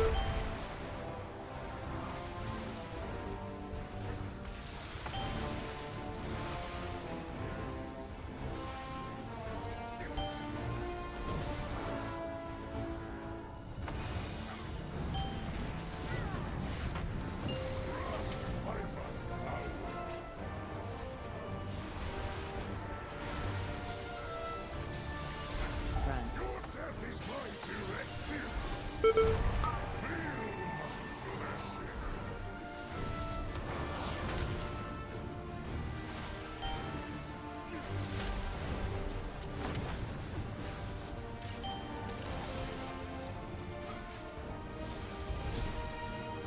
Your death is my directive. My strength.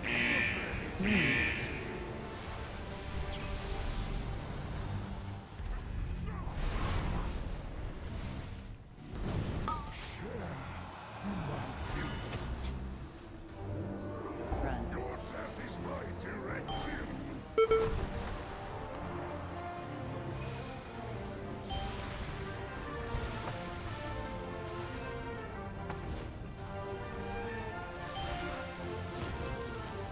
Trust my power.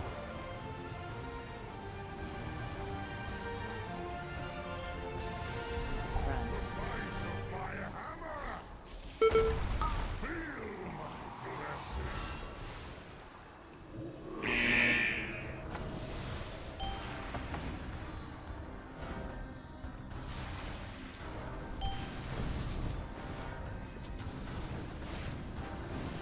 The might of my hammer. Trust my power.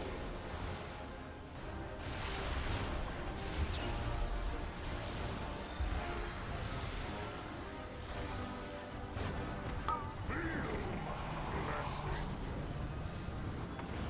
The might of my hammer.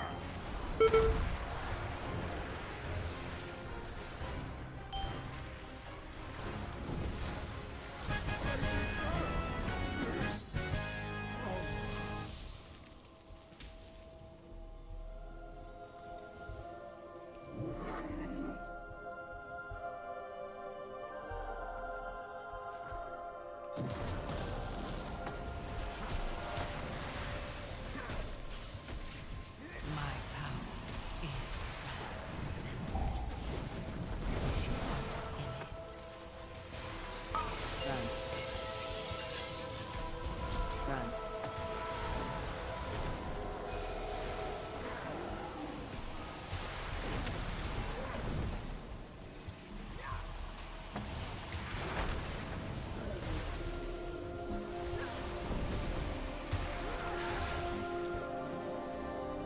I do not like that it feels darker and colder as we go down. But there are more survivors to rescue. What is that? The lift is out. If we want to keep going, we will have to go down the... We have to take it down.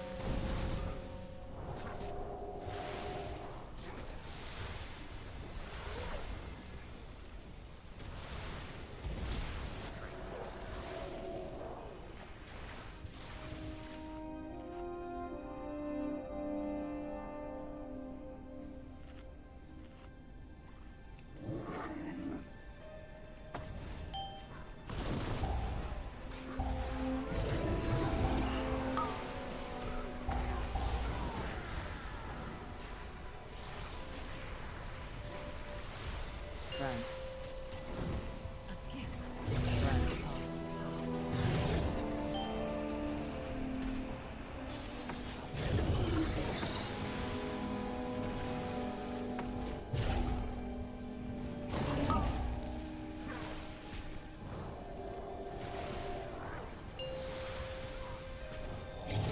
Friend. Friend.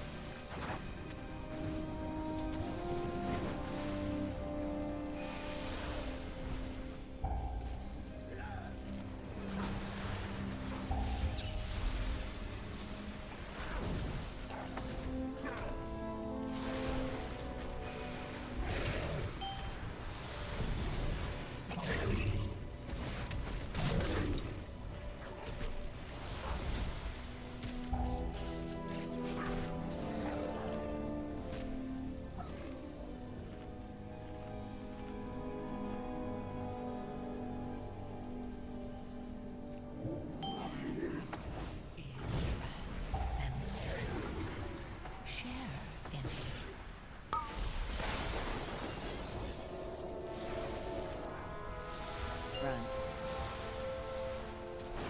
Friend.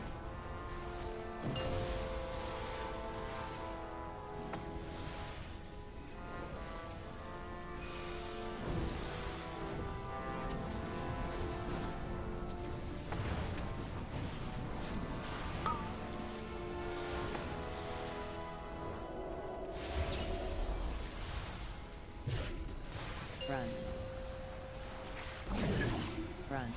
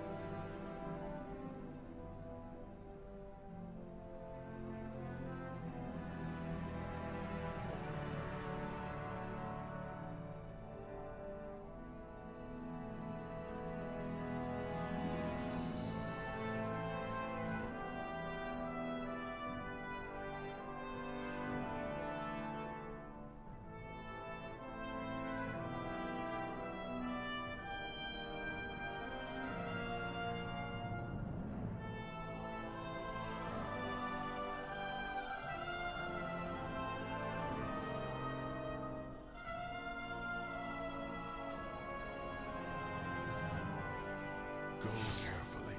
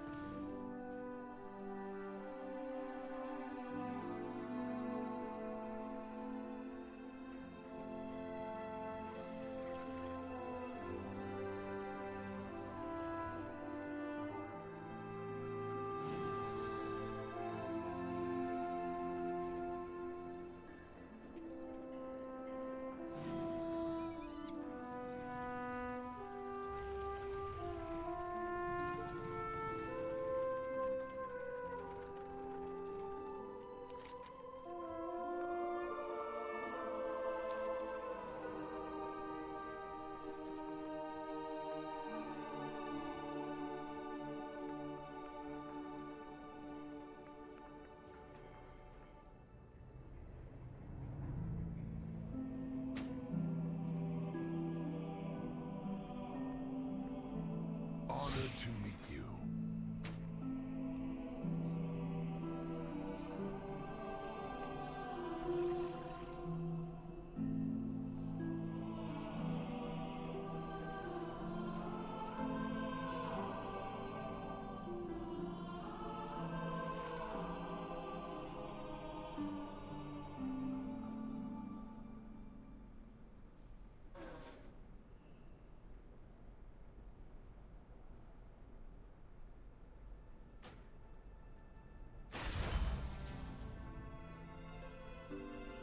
Stay vigilant.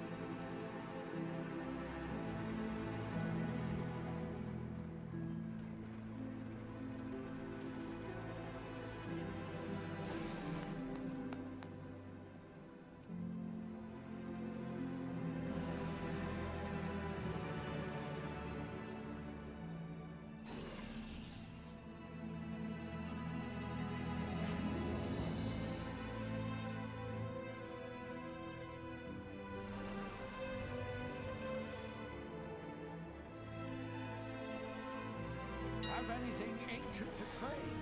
Needs to be at least 2 centuries old.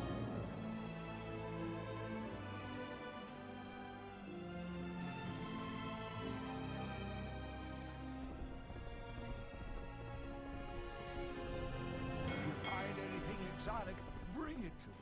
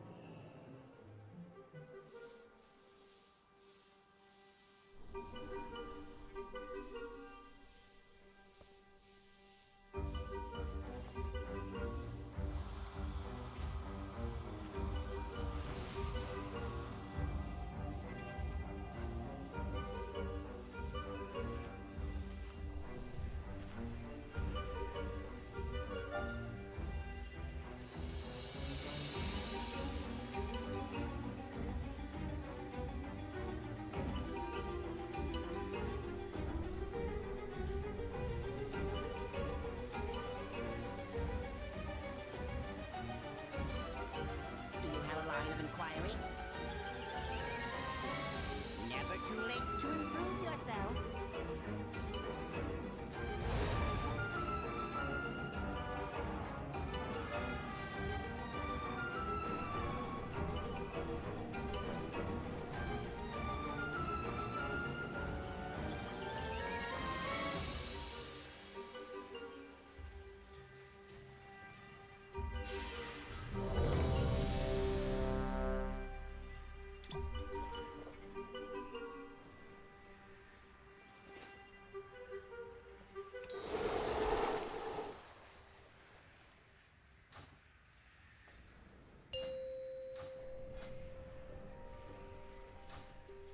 Five, 4, 3, 2, 1.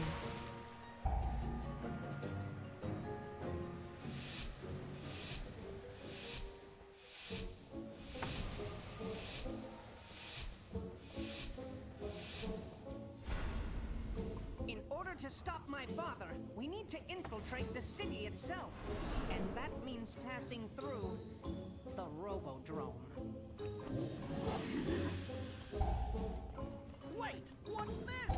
Some surface dwellers have unwittingly stumbled into the arena! A word of caution to anyone sitting in the splat zone. Watch out for blood!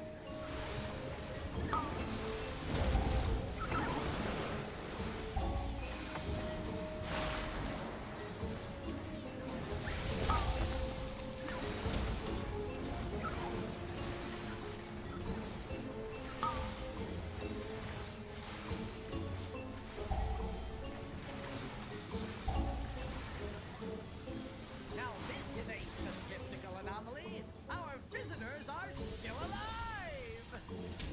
Time to introduce them to the legends of the Tussle Talks Arena! The Platinum Pummeler! And no mercy for you! The city's entrance is located just past this arena. You must hold your ground until we can clear a path to it. No sweat, pal! I put 20 large on no mercy!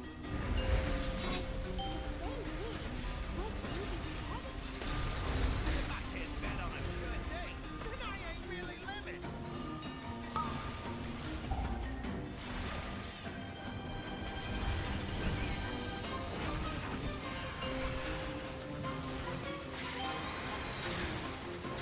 A gift!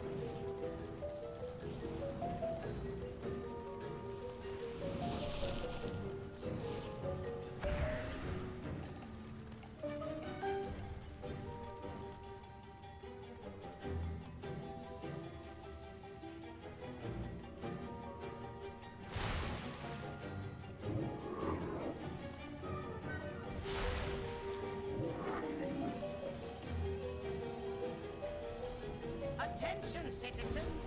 Please remain in your domiciles. Guards are currently en route to quell the disturbance.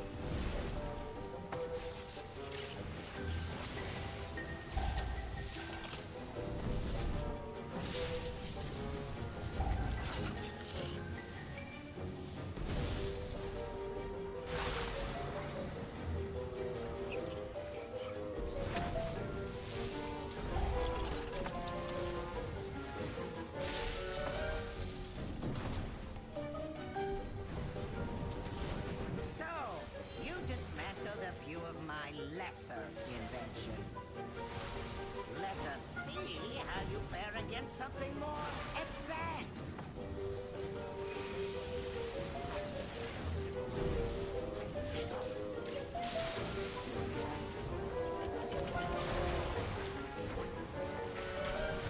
A gift of power.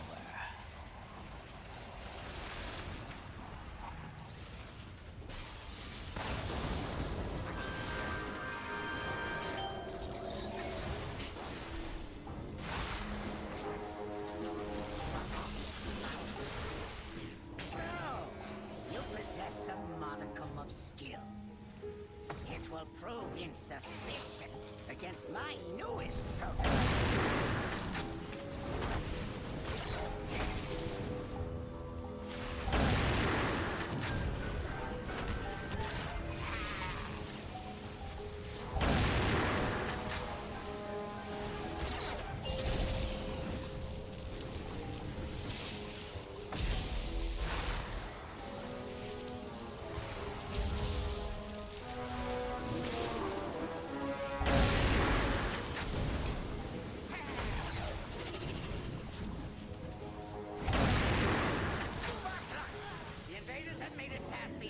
Defenses. I want their stench removed from my city. I have activated all civic defenses, my king. Rest assured, these organisms will be expunged from our metropolis. Warning. Excessive levels of flesh detected. Warning.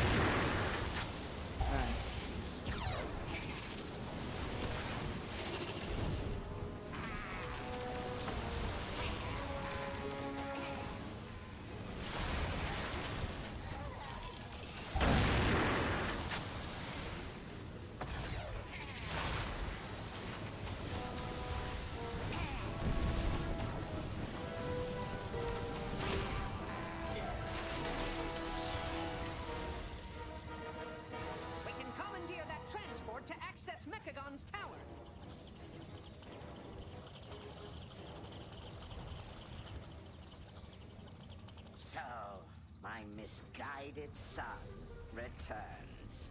I'm impressed you made it this far. You are no longer my father. Just a malfunctioning machine that must be shut down. Poor child. If only you could accept the truth. The curse of flesh has run rampant across Azeroth, and I will replace it with mechanical purity.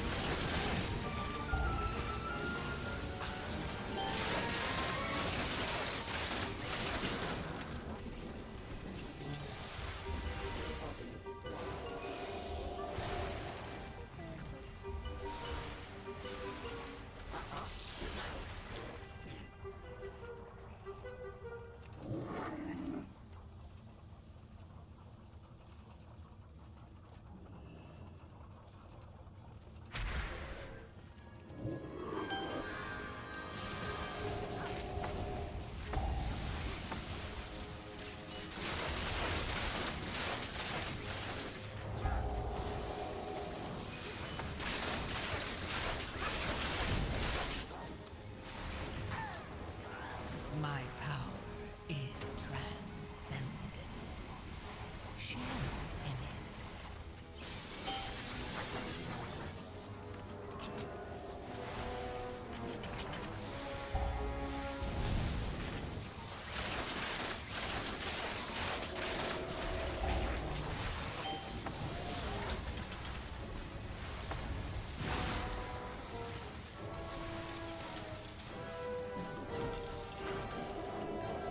Witness perfection.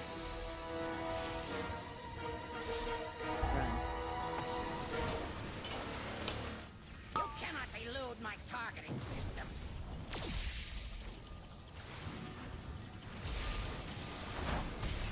Run.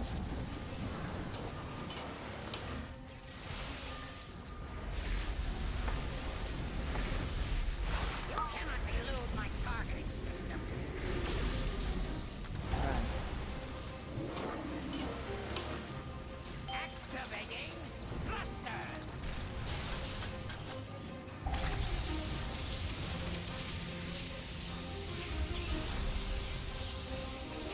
My You power. cannot elude my targeting systems. Run.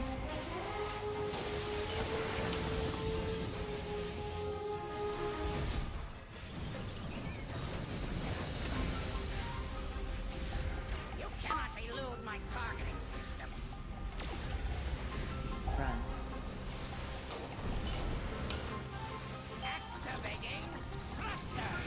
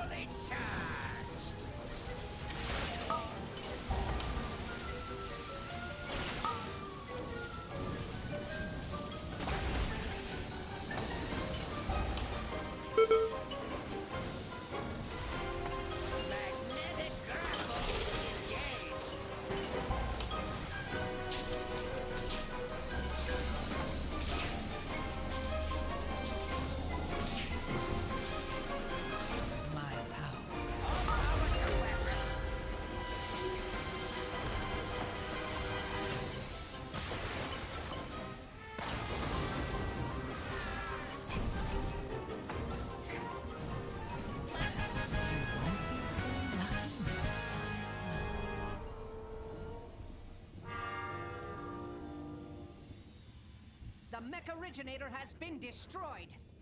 And so has my father. You have my gratitude, heroes. Know that King Mechagon's vision of the world is not one my people share. We must now focus on rebuilding. But if you ever require our assistance, you need only request it. Huh. This partnership wasn't that bad.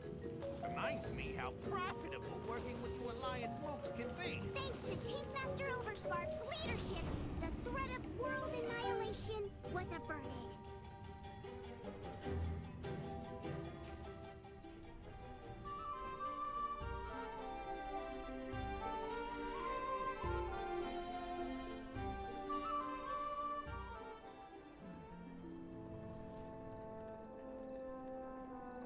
Dolly and Dot are my best friends. They pull my wagon through dunes of sand. They have small teeth and they love to eat. They're the best pockets in all the land.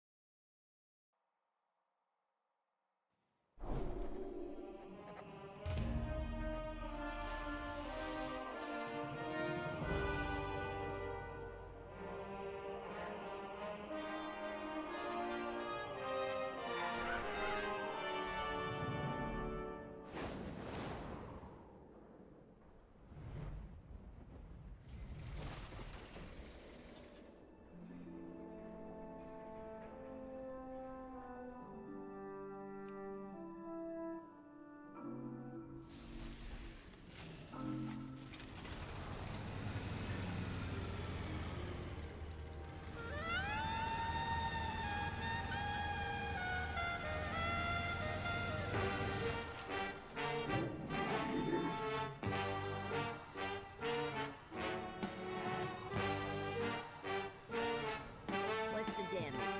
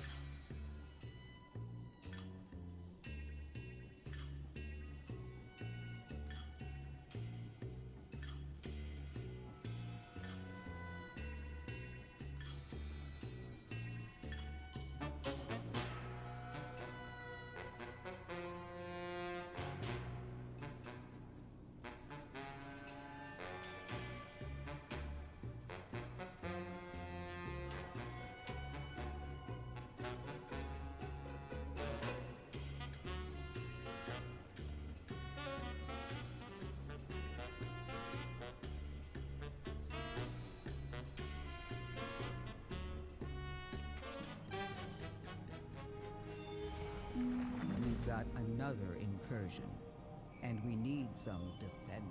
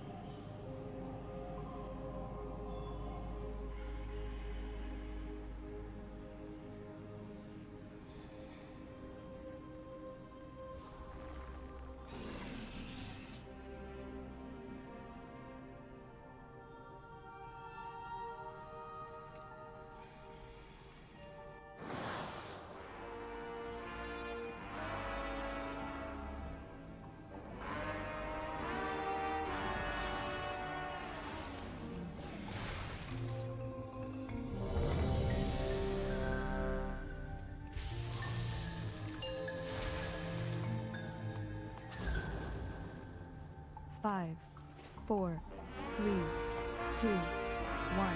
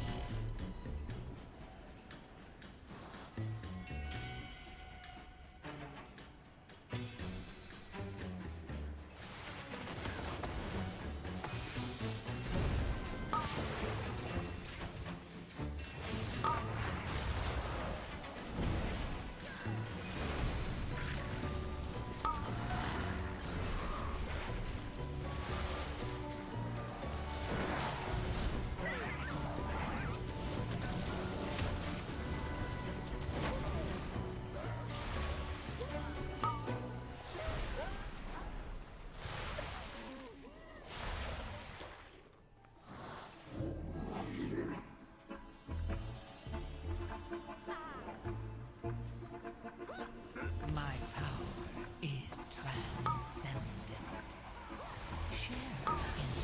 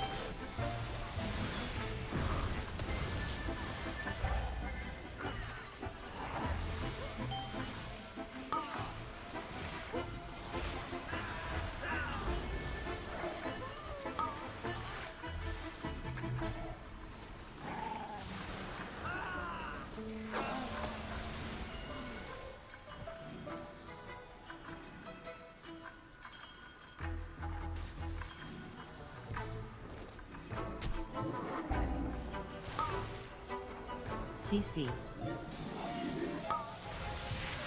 CC. CC. CC.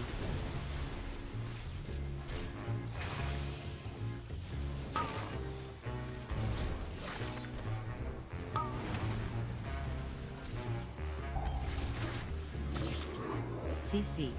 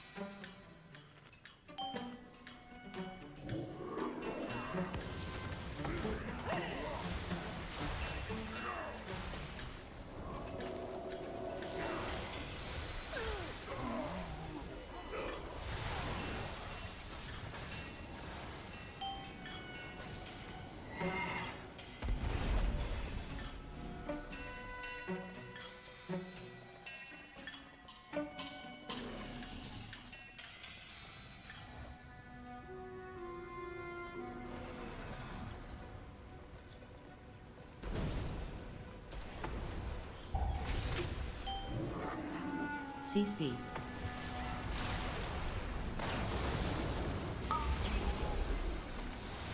CC.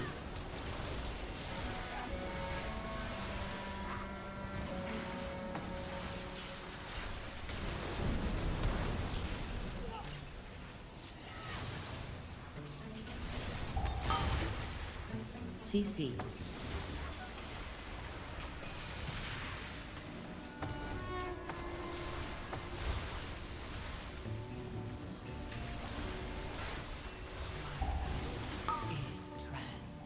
CC. Share in it. Your survival wasn't necessary.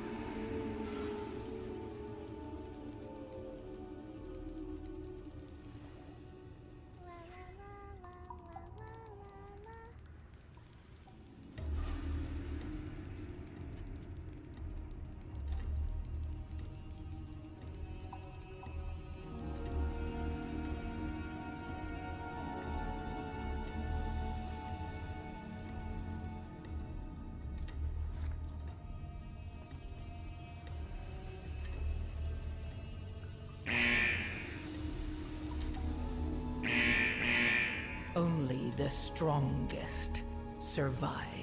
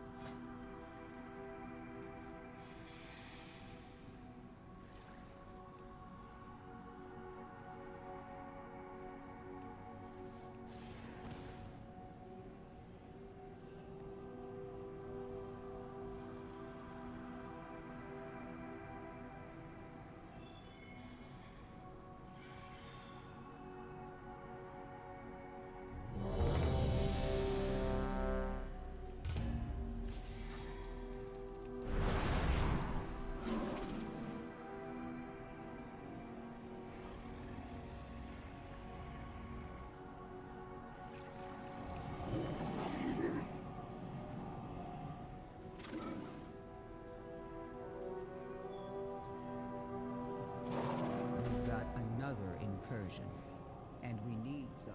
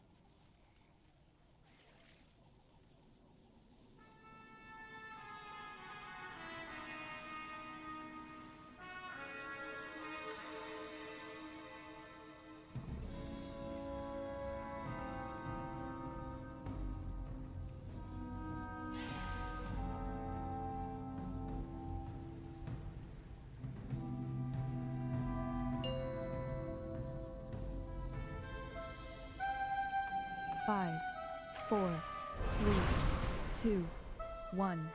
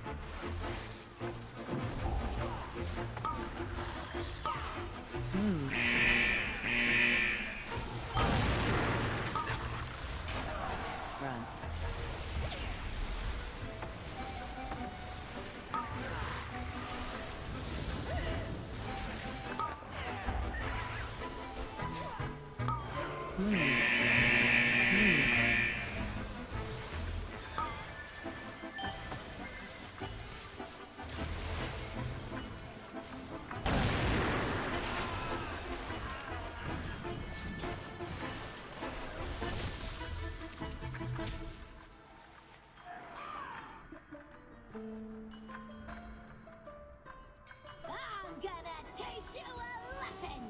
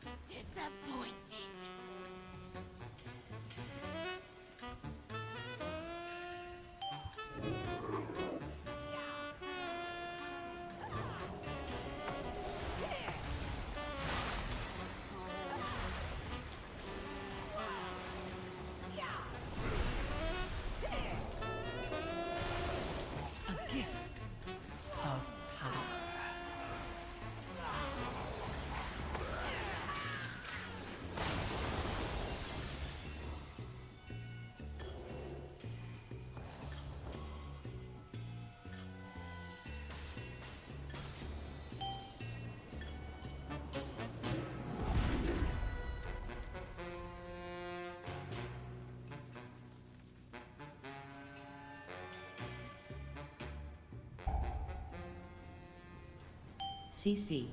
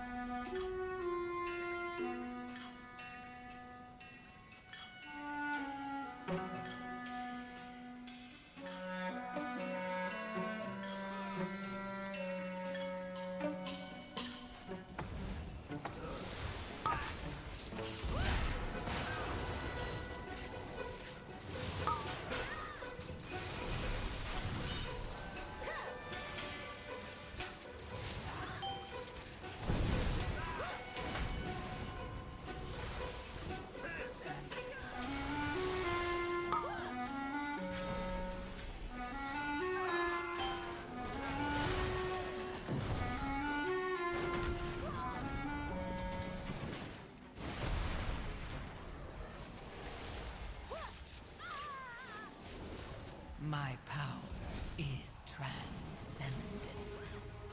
Share in it.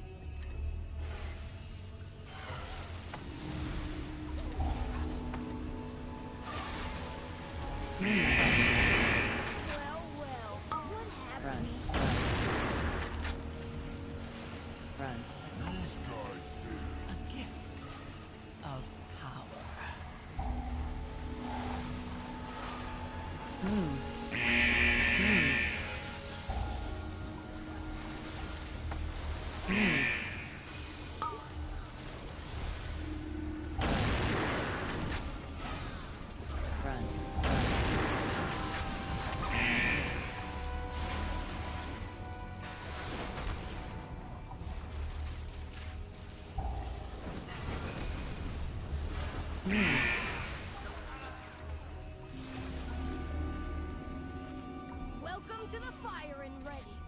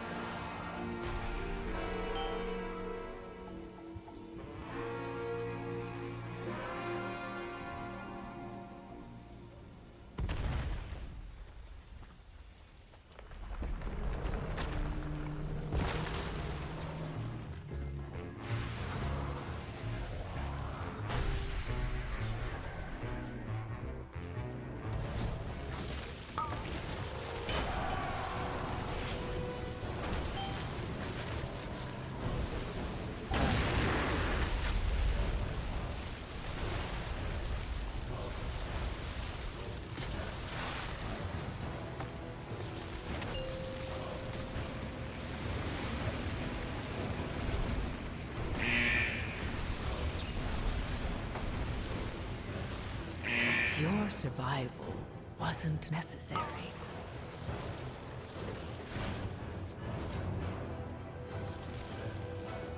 My power is transcendent. Share in it.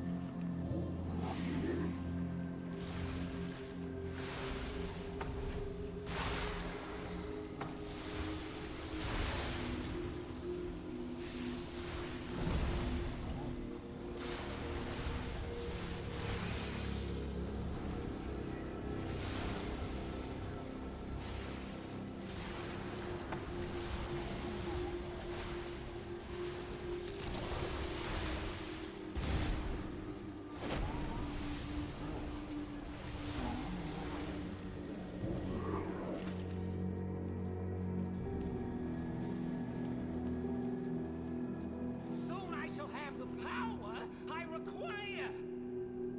You dare question me? Face annihilation. Power, power, power! My power is transcendent. Share in it.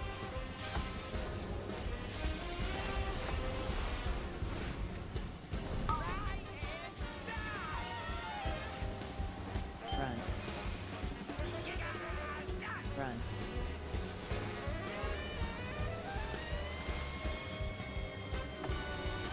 You dare pit your wits against mine?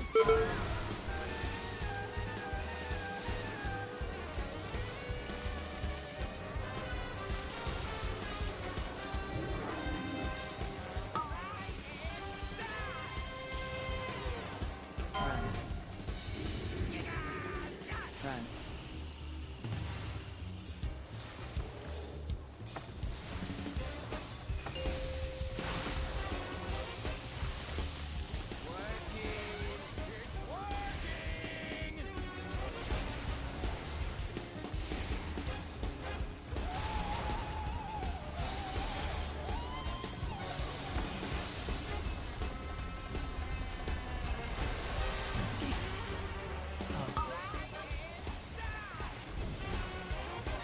Run.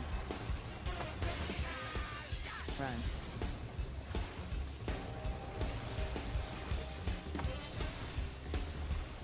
You dare pit your wits against mine?